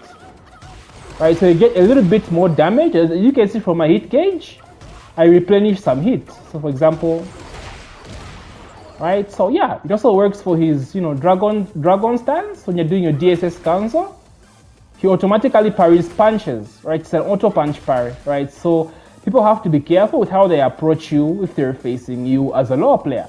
That's basically it, right? Not as deep as Kuma or Lars who we just saw, but it's a very effective hit mechanic, right? It's just a safe mid you just throw out, right? Instant combo, right? So it's pretty good. It's pretty decent. Not the best out there, but still a very decent hit mechanic. Oh, marvelous. Excelente. Lee is insanely fun in this game. I love what they've done with this character. Again, I can't stress it enough. Namco have been going crazy with this character reworks, man. And Lee, he is very, very fun. Okay, so now Lee is hit. So Lee is hit revolves around his just frame version. As we all know, Lee is a character that utilizes just frames, right? It's locked behind just frames. If you can't land just frames with this character, it just doesn't feel as satisfying, right?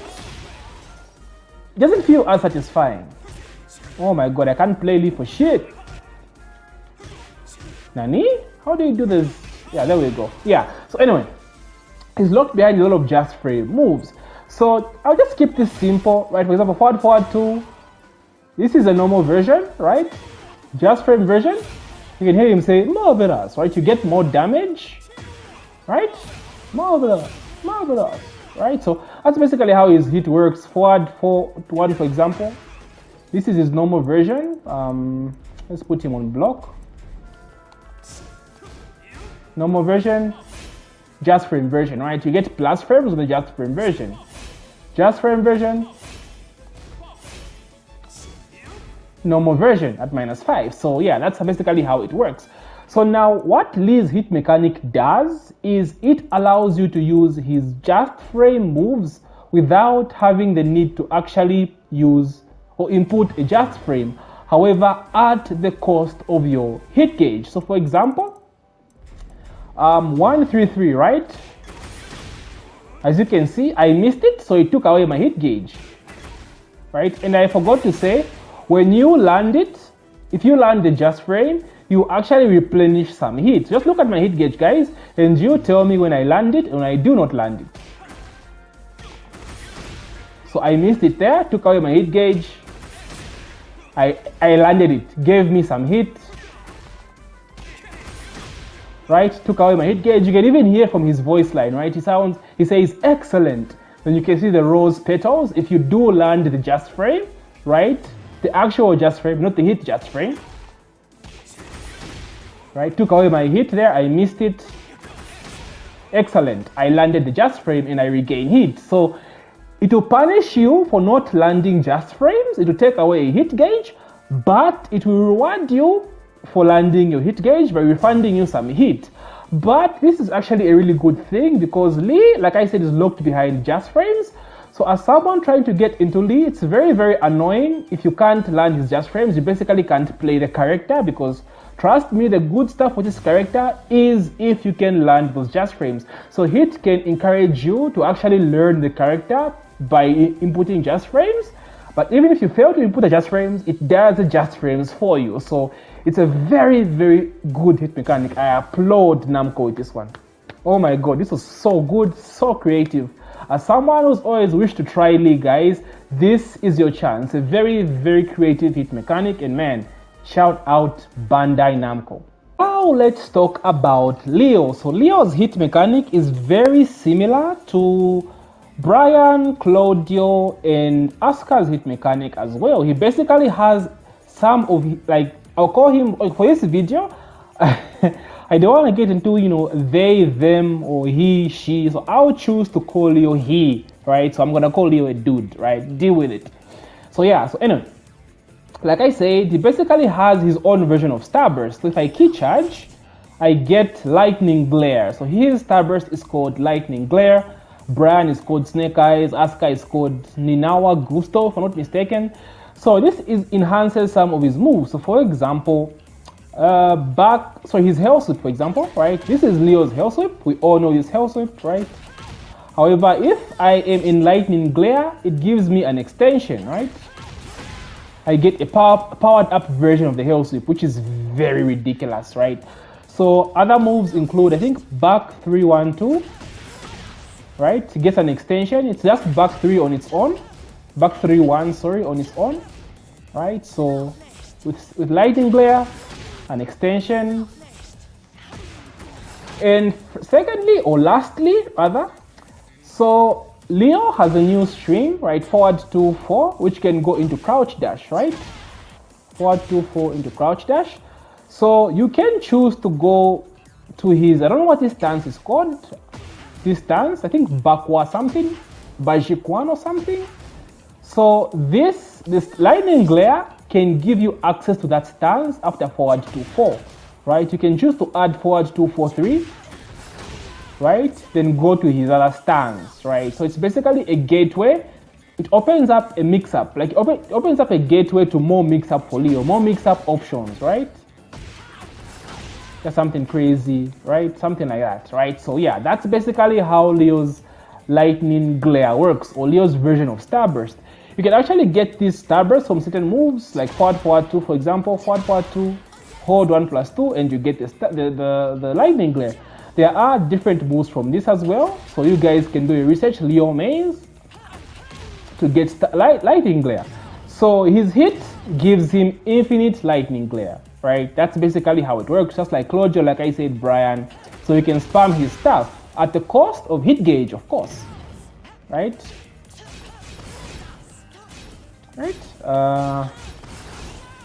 Yeah, that's basically how it works. Very simple and straightforward, right? So it's kind of sad because they weren't really creative with these 4 characters. They're kind of the same thing, but it does make sense. It's easy to implement, and it's just an easy way to like buff up your character, right? But you know, I just wish it was a little bit more unique, you know. So again, which one is stronger between Leo, Claudio, Bryan, and Asuka? You decide. You decide. That's basically how Leo's hit mechanic works. Infinite glare whilst in hit at the cost of your hit gauge. Wish I'm never going down like this. Leroy Jenkins! Yo, let's go. This song is so hype on this stage, but it's actually Leroy's stage, right? It just fits so well. Oh my god. Alright, so Leroy is another character I'm maining. He's one of my mains. Oh, you better get this work. Oh, you better get this work. Ooh, I'm sorry. Okay, yeah. So Leroy is one of my mains as well. So I'm very, very familiar with how his hit works. And it's pretty crazy. So Leroy Smith. So Leroy has a bunch of fast hitting rapid punches. I call them the Wing Chun punches, right? So moves like 1+2, 1+2, right? He has Hermit 1+2. All these quick rapid punches, right? Forward 3, 1+2. Right, down forward 1+2, 1+2. Yeah, so all these rapid punches deal chip damage when he is in hit. So he becomes an insane chip damage god, right? That's basically how Leroy's hit mechanic works. And let me tell you, oh my god, this is ridiculous, right? Just as strong, if not better than Hwoarang's hit. Better than Alisa for sure, because Alisa is locked behind stance. But you could say he's locked behind rapid punches, but Leroy has easier access to these punches than Alisa. So even his hit smash, right, has rapid punches, so it does a shitload amount of chip damage. So like I told you, 1+2, 1+2, chip damage, of course at the cost of the hit gauge, to drain your hit gauge, right? All of Leroy's rapid punches that deal chip damage will drain his hit gauge. So 1+2, 1+2, chip damage, Hermit 1+2, chip damage takes away your hit gauge. 1+2, rapid punches takes away your hit gauge, chip damage. 4+3, 1+2, rapid punches takes away your hit gauge, chip damage. 1+2, same as well. So he is ridiculous. So just to show you how insane this can be, here is a very basic sequence of Leroy in hit. So let's put him in standing. So for example, I go into hit, right? Wait, I thought he was blocking, right? I go into hit, right? Back 3, chip damage into hit. Boom, look at that, right? Look at that chip damage. It's ridiculous. It's ridiculous.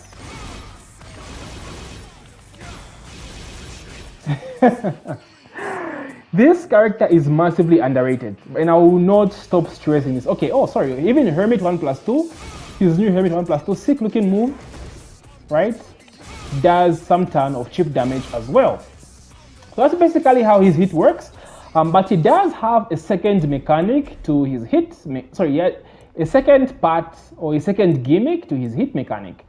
So just like King, right, King, every grab or some grabs will refurnish some hit. Law's parry will refurnish some hit. So even Leroy, whenever he lands a parry, he retains some hit back. So for example, let me just record this, right? So I'm gonna parry Leroy's that kick he threw at me, his back 3+4, whilst in hit. So I will get my hit base. Look at my hit gauge, guys. Right, I replenish some hit. I was slow there. Oh my god, get into hit first, okay? Right, I get some hit back. I get some hit back.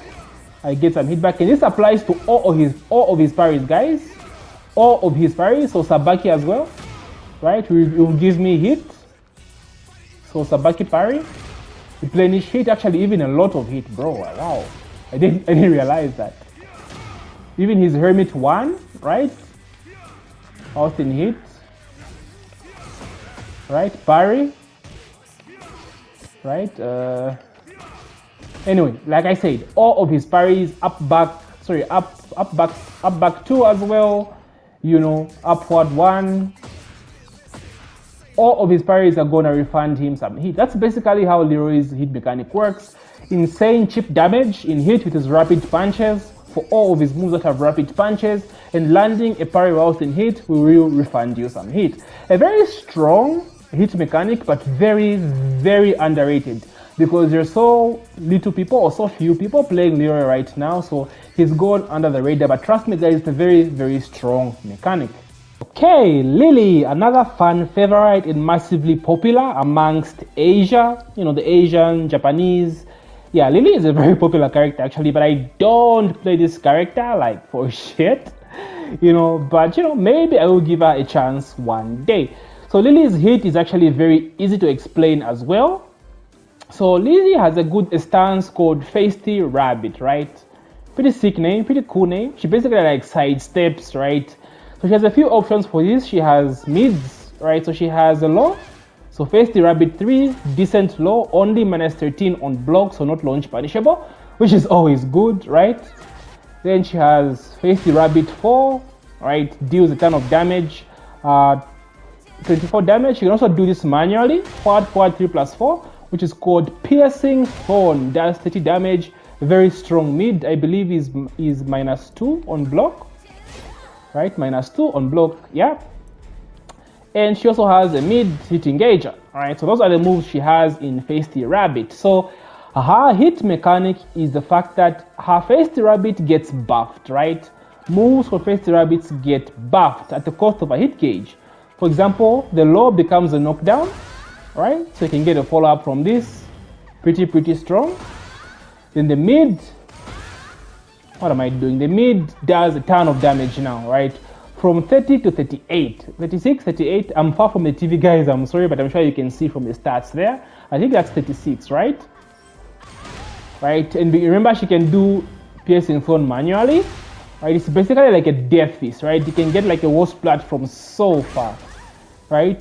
And on block, it becomes +18, but with super pushback, right? Oh, sorry, +4, what am I saying? +4 with a ton of pushback, right? You can do this from a string as well, 1 to 4. Right, remember she has a low from this as well.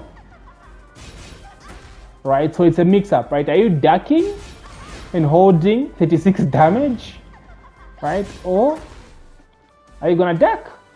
Are you gonna stay standing and hit the low, right? So not the best hit mechanic out there, not the best hit, you know, hit stuff out there, not that cheap compared to what we've seen so far, but it's still decent. I'm not a Lili main again, guys. So Lili mains, if you're watching this, try to convince me and tell me how strong this is compared to what we've seen so far.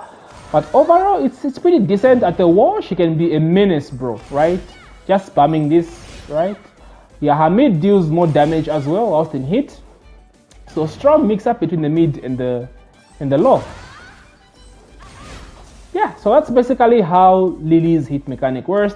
Feisty Rabbit stance gets buffed and her Piercing Thorn does more damage and has more plus frames. Williams, another character that has a very fun hit mechanic to use, at least from my experience using her from the demo and the CNT. She's pretty good, she's pretty sick, right? Nina gets gun akimbo.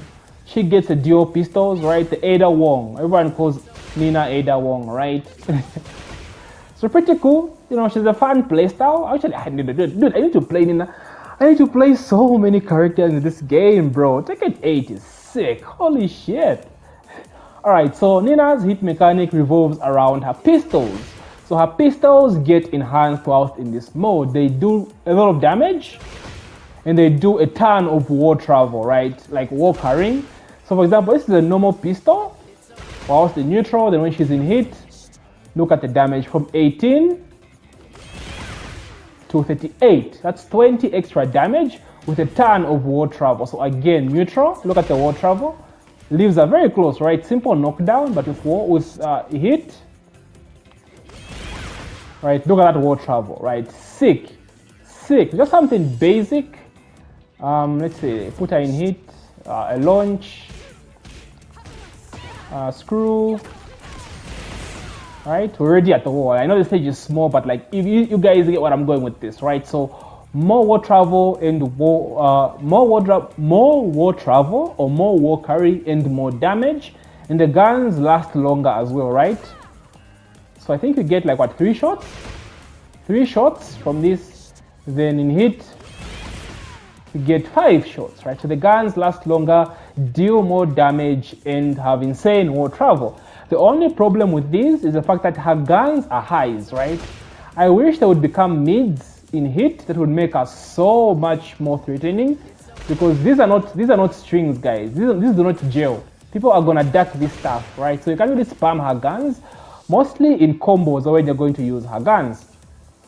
The second part of her hit is that her move, kill shot, right? As you can see, it takes away your gray health, right? The gray thing means she can take away your gray health. Her kill shot, okay, can I just, okay, this actually pisses me off. They changed the name of this move from death by degrees to kill shot. Imagine that.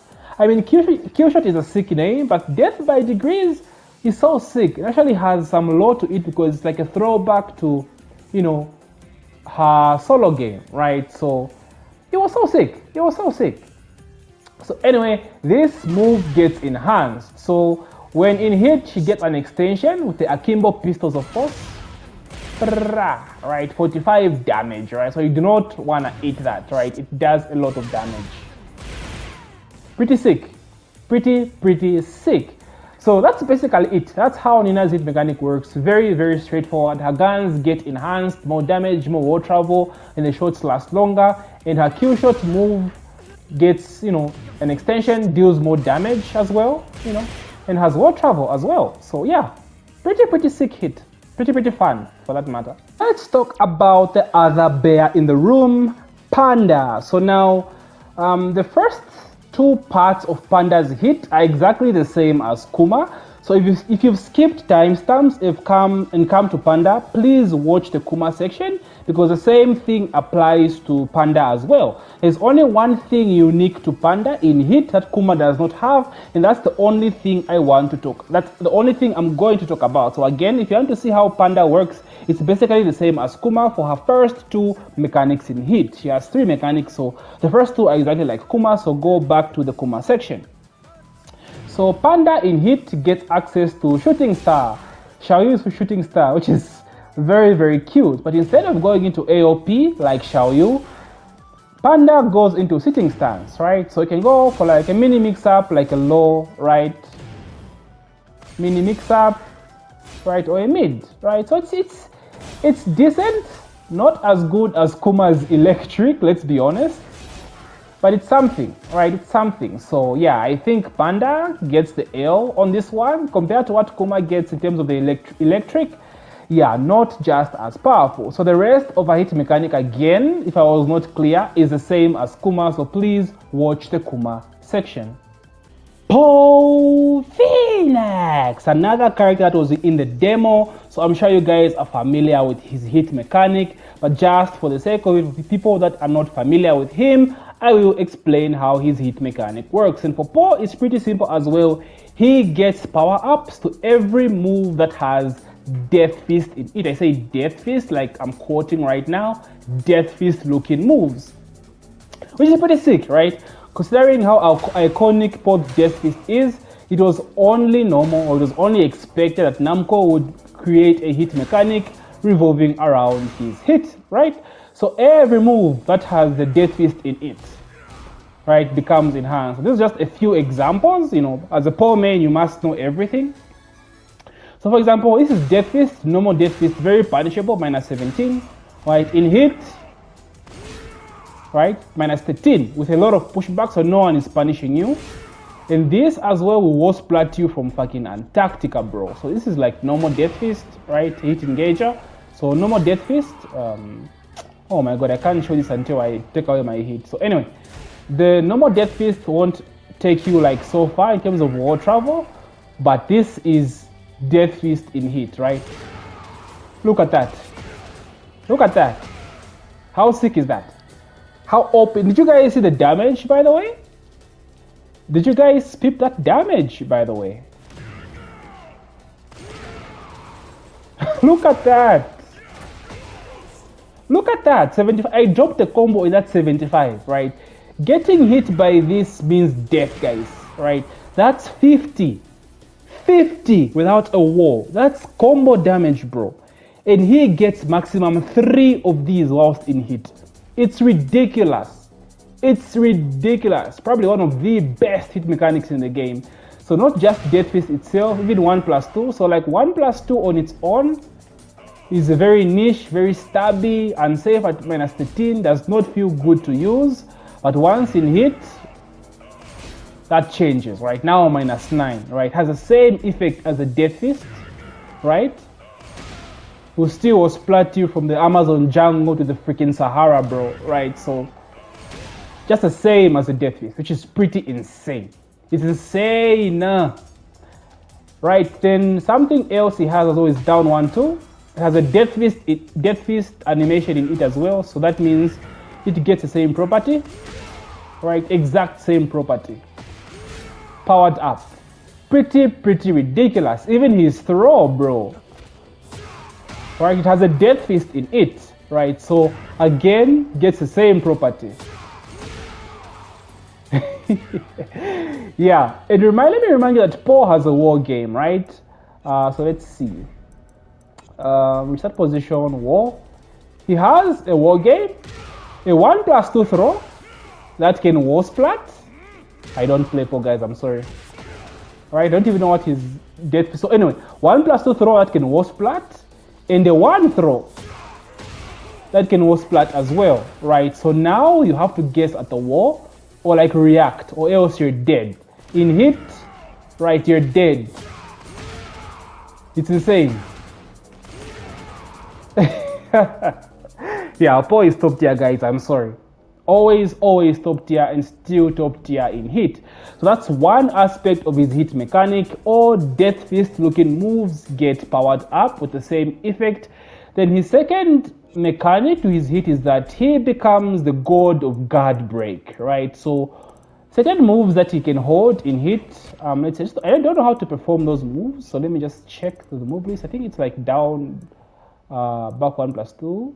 Oh yeah, sorry, back to 1, right? Yeah, there we go. Back to 1, right? Super plus in neutral, but very slow, can be stepped, can be interrupted. In hit, right? Becomes a guard break, right? So again, at the wall, you're stuck in a mix-up situation. You have to worry about throws, you have to worry about guard breaks, you have to worry about low demo man, you have to worry about Death Fist. Like, yeah, Paul is just ridiculous, bro, in this game. Right? It's ridiculous. Then in hit, right? Right? So yeah, good luck. Good luck. So even down 1-2, hold 2, has the same effect in hit. Guard break, right? Yeah. Yeah.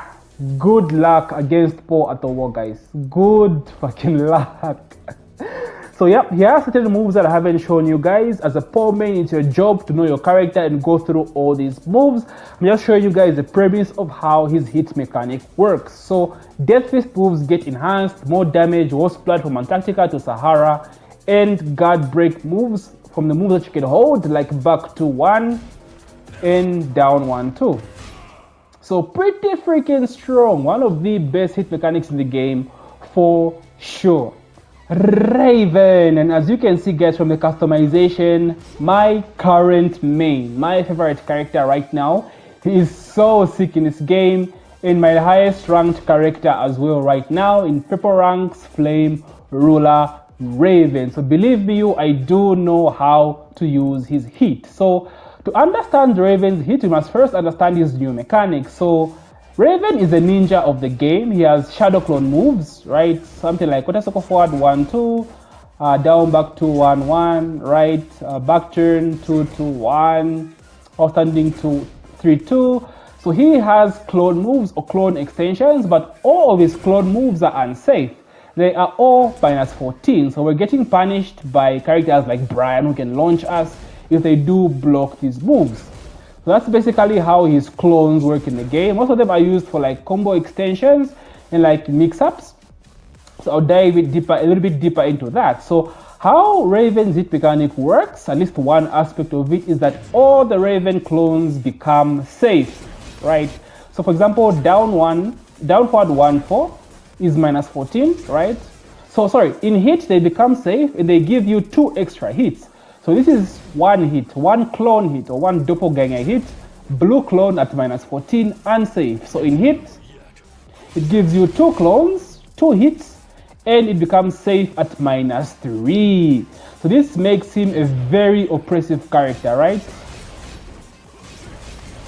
If you're not supposed to press buttons carelessly against Raven, so that's the idea between his hit. I mean, that's the idea around his hit mechanic. He's like supposed to force you to press buttons. So you can spam down forward 1, right? Oh, down forward 1, boom, clone. You get hit by that. In hit, same thing, right? Down forward 1, boom, clone, 2 extra hits, and he's still in your face. But the main aspect to his hit mechanic is the fact that his only clone move that launches is outstanding 3-2, right? This is an instant screw from while crouching, right? So Raven is a full crouch mix-up character. So you want to form his offense around his tornado sweep or quicksand, whatever it's called, right? So it's a mix-up between this and his mid, right? So the only problem is that the mid is unsafe at -14. So that's why his hit mechanic really makes him scary, because now he has access to a safe mid, right, that he can use as a mix-up with his full crouch low. So that's the idea behind his hit mechanic. The second part of his hit mechanic, and I'm sure you guys have noticed, is just like King landing grabs, just like Leroy landing parries, landing clone hits with Raven will refund you his hit. As you can see, right, refunds him my hit, refunds him my hit, refunds him my hit. So yeah, as long as they keep mashing and you keep landing clones, you keep on getting your hit back, which is amazing, right? This means a lot of people will start respecting you because they're scared of the extensions, and it makes his offense really, really oppressive. I like what they've done with Raven, right? In neutral, he's very, very limited because he's very punishable. He's a very risky character, don't get me wrong. But in hit, oh my god, you have so much freedom. It's very fun. It's very, very fun. He actually gets one move buffed as well whilst in hit. So Python Fang, or Typhoon Fang, sorry. That's a sick name, by the way, right? He's running 3, right? Guarantees 1+2 in neutral. So this gets a buff in hit and it becomes a launcher, right? So he gets a clone, right? But with Typhoon Fang, even if you land the clone, you will not get your hit refunded to you because it's a very strong move, right? It's a launcher, right? Instant launcher, right? And as well, it's plus on block, +7. That is a lot. So it opens a gate for more mix-up situations, right? It's either they block it and hold the mix-up, or you land it and you get a combo off of it. So it's pretty strong, right? You do something like this, right? Pretty sick, right? If they respect you, you can go for mix-ups, right? Go to full crouch, go for the low, right? Full crouch, go for the mid, right? So that's basically how Raven's hit works. Very, very strong hit mechanic and one of my favorite. And that's the reason why he's my favorite character right now in my main. He's just so sick, bro. He's so sick. Shadow clones, oh my god. GG. Now let's talk about the daughter of, man, Rip Heihachi. Oh man, free my man, hey, from the lava, man. Free my man, hey. The daughter of Heihachi herself, Reina Mishima. So firstly, let's get into the generic stuff. So like I said, with all Mishimas, again, hit will allow you to perform her electric without the need of actually putting the just frame input. So if you drop it, it will still come out as a perfect electric at the cost of your hit gauge. If you want a detailed explanation, please check out the Jin section or the Kazuya section. I've explained this 4 times already, the Devil Jin section as well, if you want an explanation for that. So that's pretty generic, pretty good. So there are 2 main aspects that change Azucena, oh my god, Reina in hit. So Reina has these strings, basically her tidal strings, right? She has strings like this, right? 3 plus 4, 4, and safe at minus 14, right? She has 3, 4, 4, the same thing, right? Then she also has forward 3, sorry, forward 3 plus 4, 3, right? So all these moves, all these tidal moves, where she like crawls on the ground and does these weird kicks, all these moves get enhanced in hit. They basically give you an extra hit to just throw your opponent off. So whilst in hit, for example, so this is 3, 4, right? Only 2 hits. So whilst in hit, it gets an extension and it becomes safe. So this is meant to just throw your opponent's timing, right? Are they going to finish the whole thing, or are they only gonna do 2 moves, right? Right, so this applies to her other stances as well, for her other moves. So 3 plus 4, 4. In hit, she gets a 3rd extension. Right, so pretty good. Then her 3 plus 4, 3 gets a 2nd extension. Right, so that's basically the first aspect of how Reina's hit mechanic works. The second aspect, which is sick, by the way, might I just add, is Heaven's Wrath. Her stance, her 2 are down, 1 plus 2 stance. Of course, she has moves from this, right? Power Crash, she has some mids, right? So this stance becomes a parry, an auto parry, whilst in hit. So as she does this, she can't parry anything in normal, like in neutral, but in hit, it becomes a mid-end high parry. So I have recorded my CPU to get into hit and go into Heaven's Wrath. So I'm going to first throw a mid, then I'm going to secondly throw a high. So mid first.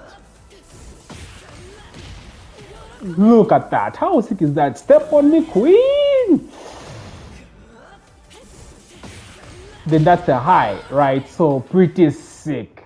Pretty sick. She just steps on you, bro. So everyone be throwing highs and mids because, yeah, everyone wants to get stepped on. I'm just saying. So, yeah, you have to go low against Reina when she is in hit and she is in Heaven's Wrath stance. The whole idea of giving her parries is for her to command this stance, right? She wants you to respect her when she's doing this. So you have to be really awake. You have to be woke, right? To not attack her when she's in this stance with a mid or a high. You have to go low or even grab her. So pretty sick. Not that complicated of a hit mechanic, but still pretty decent, right? Way better than, Lili, in my opinion, but still pretty strong. So that's basically how Reina Mishima's hit mechanic works. Okay, so let's talk about our boy Shaheen. Shaheen also a very pretty easy hit mechanic to understand. However, it is freaking scary. Holy shit, his hit is so good. Okay, so the first aspect of Shaheen's hit is the fact that certain moves are going to replenish his hit, right? So like running 2, if you land running 2, you do replenish some hit, as you can see. If you land upward 1 as well, it will replenish some hit. There are a few other moves. I think I'm missing some. Just to confirm, hey dude, I don't play this character for shit. Oh yeah, forward back 2 as well. Yeah, gives you back hit. So it's alright, right? We've seen this with Raven, we've seen this with King, so many other characters. So this is given to Shaheen as well. But this is not what makes Shaheen scary. What makes Shaheen scary is a new move that he gets in hit called Augu Master, right? Basically some Rashid looking tornado spin, right? So you do this move by charging down, right? You charge down, right? That's the only way to do this move. You have to charge down. But the secret to this is the fact that you can actually buffer this without doing other moves. So for example, right? So this is down forward 3, down forward 4, 1. So I'm gonna start holding down while it's still in the animation, right? And I can do the move without actually having to charge it, right? So you can buffer it, right? So it's pretty sick. This applies to his hit as well. So let's say I go into hit, right? So I'm holding down right now. Then I can release it instantly, right? Holding down, boom, right? So that's how the charge up works, and actually buffer it. So like, what is the use of this move exactly? So this move, like you saw guys, is a guard break. It gives you 13 frames guaranteed. So you can do stuff like, 2-1 guaranteed, right? For basic version, right? 2-1 guaranteed. My timing is horrible.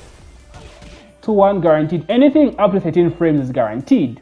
So now what makes this hit scary is the fact that forward back 2-1. As you can see, it's 14 frames, right? But if you get the just frame input, if you do it fast enough, like that, right? You get it at 13 frames, right? So it does 42 damage and it has the gray effect. Remember, gray effect moves take away your gray health. So Shaheen is going to delete the shit out of the gray health, right? It's ridiculous, and that's what makes him so oppressive and so scary in hit. So if you can get this move, right, forward back to 1, as a just frame version, as you can see, blue sparks, right?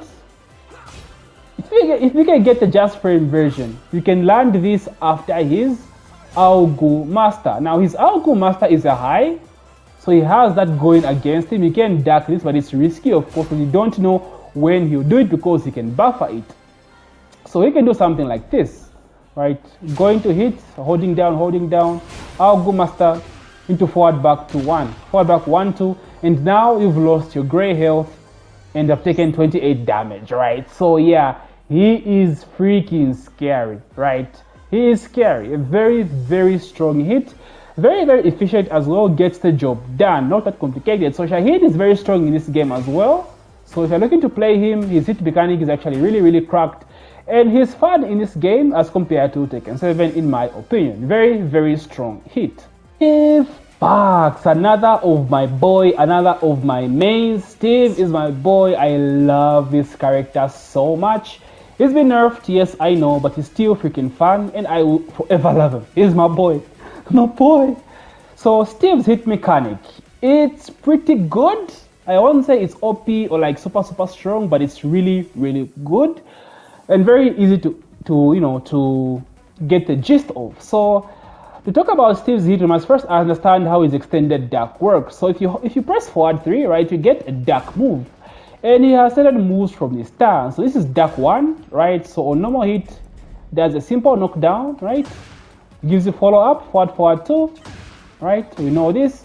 Forward 3, 2 is a minus 14 on block launcher, right? So not safe. So those are the moves that he has when you do extended duck. If you hold extended duck, he removes enhanced version of these moves, right? So if you extended duck 1, for example, he now gets a knockback and he can get more damage, 40 damage with a forward 2, right?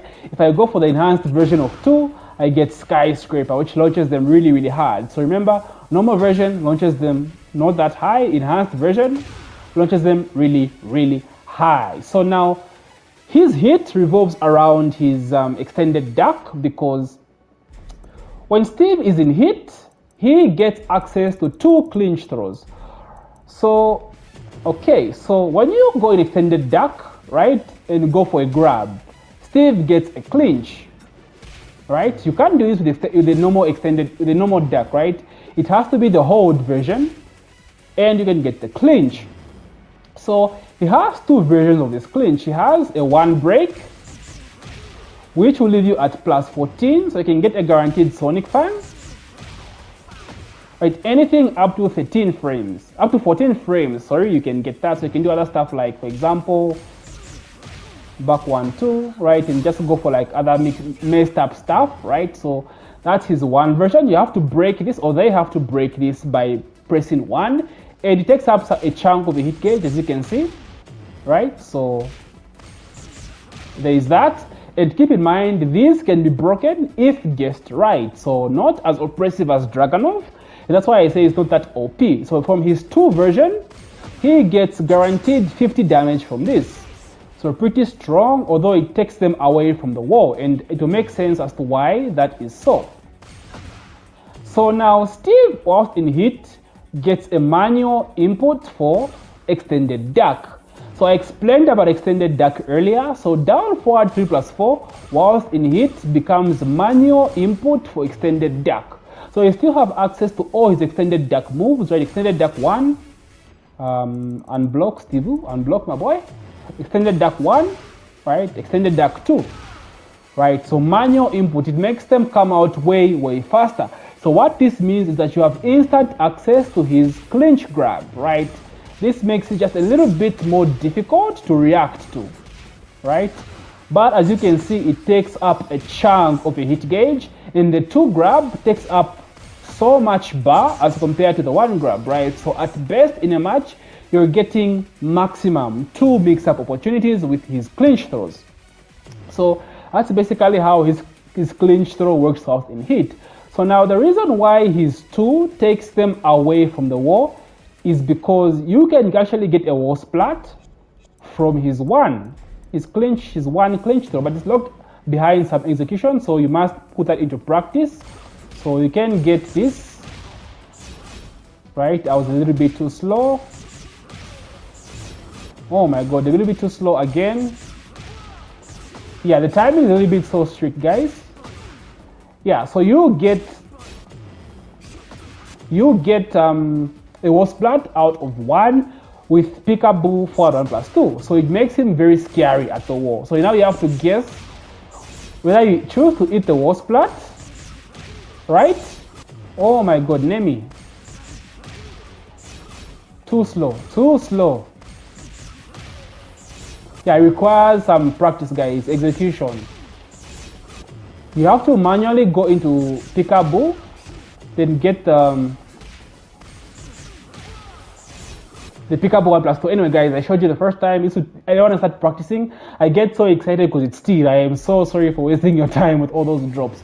So now you have to guess at the wall whether he's going for guaranteed 50 damage or for the wall splat grab, right? So he is insanely scary at the wall, but like it's kind of risky because the clinch throw itself is a high, right? So people are going to duck you more often in hit when they hear the Jin, right? Because they're going to react, oh, okay, he's going for a clinch grab and duck. They'd rather duck and punish you than actually guess, right? But the scary thing about that is because he has mids from this that can launch you. So it is strong, but you have to force the mix-up and just implement it.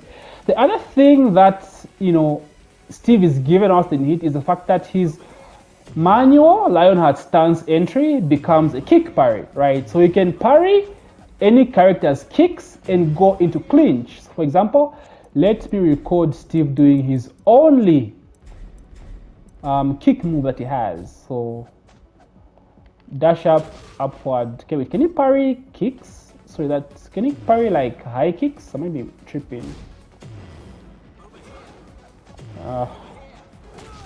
No, you can't. Okay, you can't parry hope kicks in this game. Like even Leroy can't parry hope kicks, right? So it's just a generic nerf. Okay, let me just do this real quick. Sorry guys, I have to show you this. You have to know about this. Let's see. Who has a kick? Hwoarang, where you at? Okay, Feng, right? So his manual Lionheart stance becomes a kick parry. So let's see. So Feng Wei, record. No, not for move list. Nani? Down forward 1, down forward 4. Good movement, yes. Oh my god. Yeah, you see that, guys? Into clinch, right? So yeah, he is very good against characters that do a lot of kicks. Hwoarang, I'm looking at you. So not really that great, but something you guys should know. So Steve's hit is great. It's really fun. And it's very fundamental, right? Nothing you can just spam. There is risk to it. It can be broken, so unfairly, if I may add. But it is fun. It is decently strong. And yeah, I don't know how you guys feel about it, but I actually like it. So yeah, that's basically how Steve's hit works. Expression. Yeah, let me just start by saying that Victor has one of the most busted and scariest hit in the game. He has a top tier hit mechanic and it's not even close, bro. This character is ridiculous, bro. Dude, his hit is pretty insane. Okay, so let's start with the basic first. So Victor's hit, just like Raven, King, Leroy, can refund you some hit for using certain moves. So moves such as forward 1+2 can refund you some hit, as you can see. Moves such as lie stance, forward 2 can refund you some hit, right? So you have certain moves that can refund you hit, Again, as Victor main, you must know what these moves are, so please do your research. I'm not going to go through all the moves because, you know, I don't want to make this a Victor tutorial, but some moves refund you hit. That's the first aspect of his move, of his hit mechanic. His second aspect is his certain moves get buffed up. So 2 of his moves, so, oh my god, it's so strong. So up Hwoarang +2, Expression. This move is good, like just as it is. Let me just show you guys this, right? So record down forward to Expression, right? So look at this. Look at this. He just fucking disappears from the screen, bro. Right? He just disappears. If you're late, right? He disappears and everything just weaks, bro. Right? There's literally a non-existent hitbox. You're not hitting anything when Victor disappears. And this move does 40 damage, right? It's very unsafe in neutral. It's plus, I think it's -18, right? So launch punishable. So minus, oh my god, -20. That's horrible, right? So it's very, very bad. But in hit, that changes, right? It becomes -4. It becomes safe. And the worst part is the damage, bro. This shit does 54 damage. 2 hit combo damage, bro. And remember, it has it's like, it's more, he disappears from the screen and the range is absurd.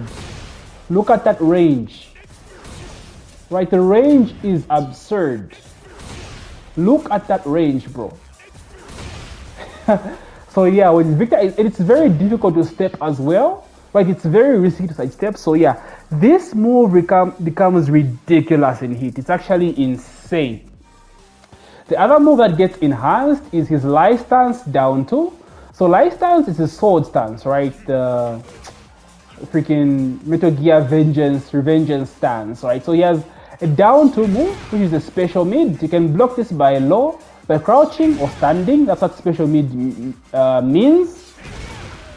So this move gets enhanced as well. It's given extra hits and does more damage. So in neutral, 31 damage. In hit, 45, right? So more damage and more hits, of course, at the cost of his hit gauge, right? The same applies to up Hwoarang +2, sorry, up 1 +2, so at the cost of his hit gauge.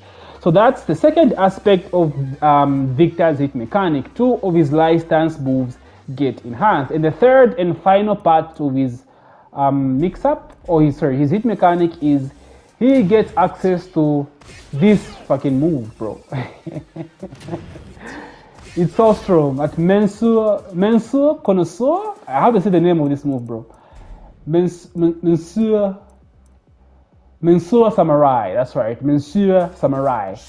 Pretty sick, right? So he basically gives him instant access to life stance, right? +6 into life stance. So you're eating this mix up, right? And remember, in life stance, he has a low and he has mids for days, right? So yeah, it's pretty ridiculous. So he can do some insane pressure. Yeah, it's insane. Expression into low, right? Expression into low. You duck. You're eating these mids. Yeah, he is pretty ridiculous, guys. Victor has one of these strongest hit mechanics. So Victor mains, y'all are eating well. Y'all are eating good. Freaking strong characters. So that's basically how it works. Pretty easy to understand as well. But they went pretty in-depth with this character. I'm actually very, very surprised. Way better than Reina, who I thought would be like super OP in hit. But like, yeah, Victor takes that cake. Amongst the newcomers, definitely the strongest hit in my opinion. Oh yeah, Jin's #1 simp. You know, I don't really play many female characters in Tekken, so I'm actually looking at Xiaoyu. I might pick her up, you know, when I'm done with everyone else. But anyway, Lin Xiaoyu's hit is very easy to understand. She basically gets power-ups to certain moves. She gets a power-ups to her stance, and she gets 2 new string extensions that cannot be possibly done in neutral. So anyway, it's better I just show you guys because I'm exhausted now. It's been what, 4 hours recording this? Oh my god. Alright, so forward 2-1-2. sorry, so without hit, right, this is not possible. So forward 212, she doesn't have any forward 212 extension, right? She has forward 214,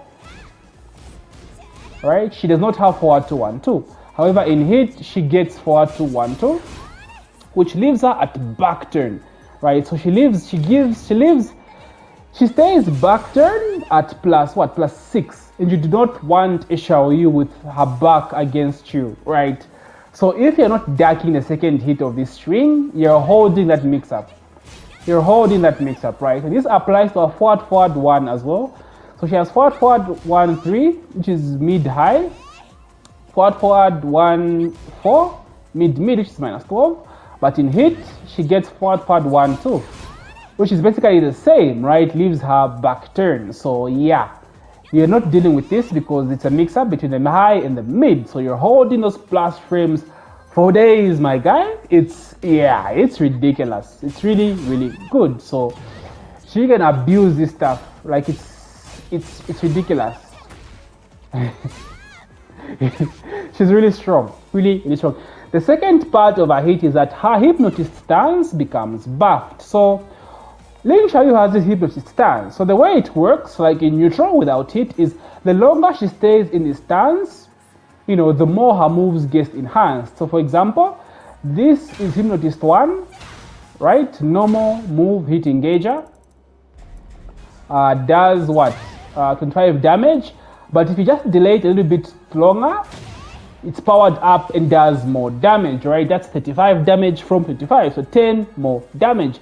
The same thing works with her low, right? So hypnotist 3, a decent low, but if you hold it, right, it launches, right? So it's pretty ridiculous, right? Pretty ridiculous. So in hit, what happens? Her low changes from a launcher to a knockdown, but however, it comes out instantly, right? She gains access to instant hypnotist stance. So everything comes out instantly. 2 comes out instantly and does the base 35 damage that you'd normally get if you charge it up in neutral, right? So in hit, comes out instantly, and of course is a launcher with a hit dash. So yeah, good luck at the war with the guessing game, bro. It's freaking toxic. Right, then the low becomes a knockdown, instant knockdown, and she gets a follow-up. How do you do the... Anyway, I don't play Xiaoyu, but I will get it to her. So that's basically how it works. She has one of the strongest hit mechanic as well, especially at the wall. So characters thrive at the wall. Xiaoyu, Jin, Paul, like we talked about, Paul. Yeah, at the wall, they are insanely ridiculous in hit. But yeah, Xiaoyu, underrated, under the radar, but she is also freaking strong in this game. Yoshimitsu, another character that has a very, very fun hit mechanic in this game. Yeah, they did a good job with Yoshi as well. So Yoshi has a lifesteal mechanic. So he has certain moves that can replenish his health, certain sword moves for that matter. So the way it works is in neutral, like without hit, when Yoshi puts away his sword, right? His sword gets a power up. So for example, this is up back 1+2, right? In neutral, it looks like this, right? But when Yoshi puts his sword away, in no sword stance, then does it, like in no sword stance, it becomes enhanced, right? So it replenishes Yoshi's health. I can't show you this because I'm in practice mode, right? So it replenishes his health. Same thing applies to, this is 1+2, right? A hit engager. But in no sword stance, put away my sword and do it from no sword stance, he replenishes some health. So you guys can see the little orbs that come out, right? So no orbs, right? Put away my sword. See those orbs that he absorbs, right? So that's the lifesteal that Yoshimitsu has. So that's how his lifesteal works in this game. But the thing with Yoshi is that, the thing with Yoshi is the fact that when he is in hit, right, he can use all his sword steal, all his life steal moves without having the need to put his sword away. So his sword is just buffed up, right? So you get to use all his moves, right? Without having the need to put away your sword. So anytime you land this move on hit, it will replenish your health.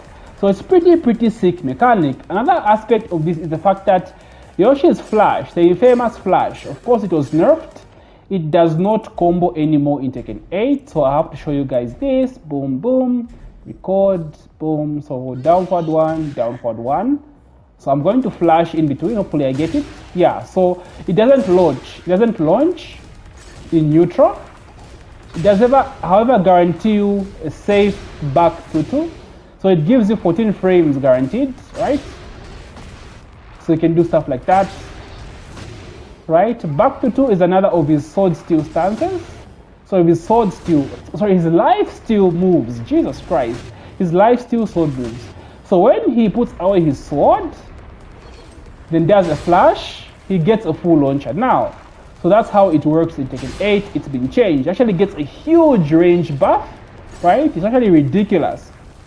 So that when he is in hit, he gets free access to this. He can just spam flash now at the cost of his hit gauge. That's basically how Yoshimitsu works. Now, apologies for this. I've actually forgotten one aspect of his hit, but it has something to do with his Dragonfly. Let's see. Oh yes. All his Dragonfly sword moves are powered up as well. Sorry guys, but you know, I'm human. I do forget sometimes. So, Dragonfly, right? Dragonfly 1, for example, this knocks down. I think it used to be unblockable, but they changed that mechanic now. It knocks down. However, in hit, it gets buffed up and it becomes a launcher. That's right? So that's insane.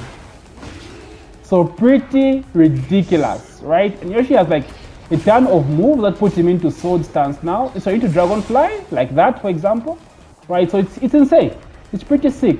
So other moves such as his new Dragonfly 1+4, 1+2. This is a sick move. It looks really sick.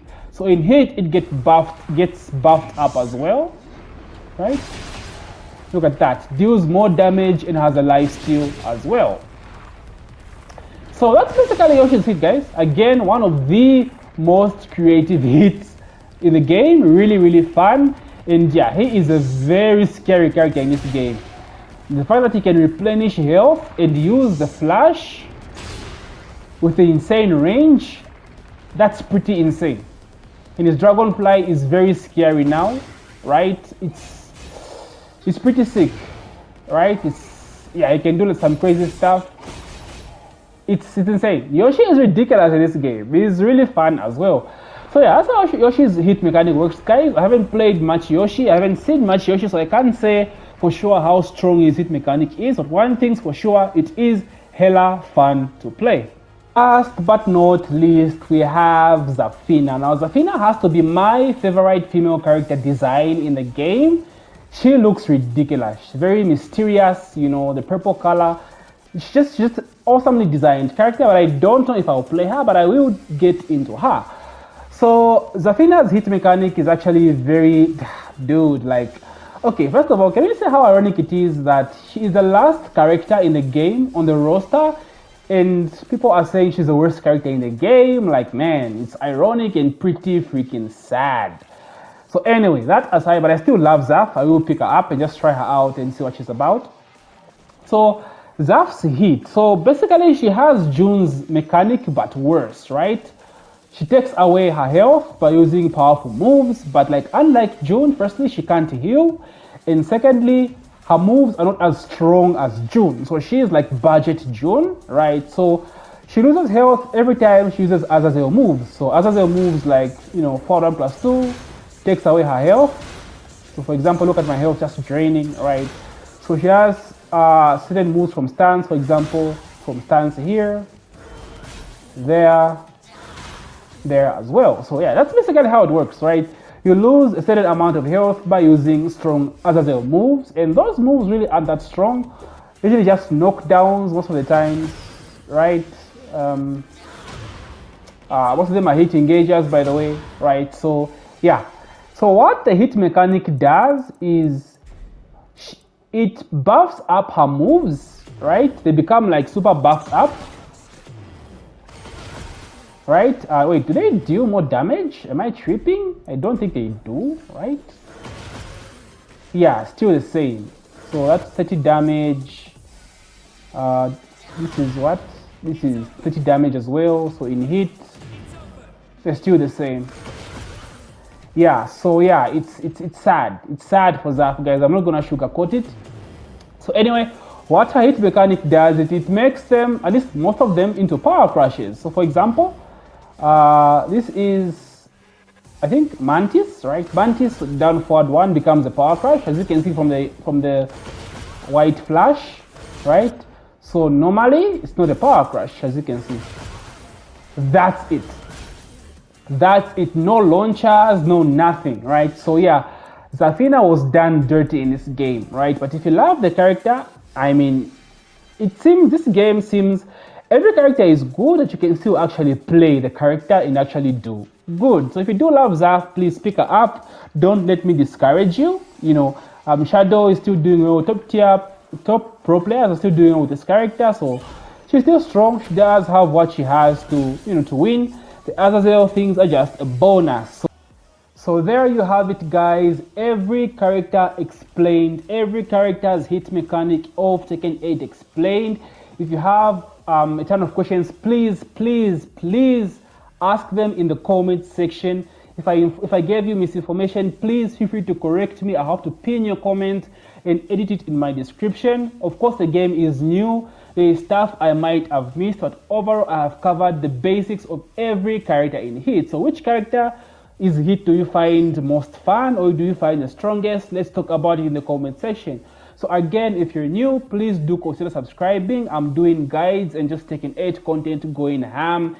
And please guys, don't forget to hit that like button. It helps me out so much. As a small channel, it is not easy in the street. So please do the kind thing and leave a like button. So guys, thank you so much for taking the time to watch my video. And may the frame data be ever in your favor. G.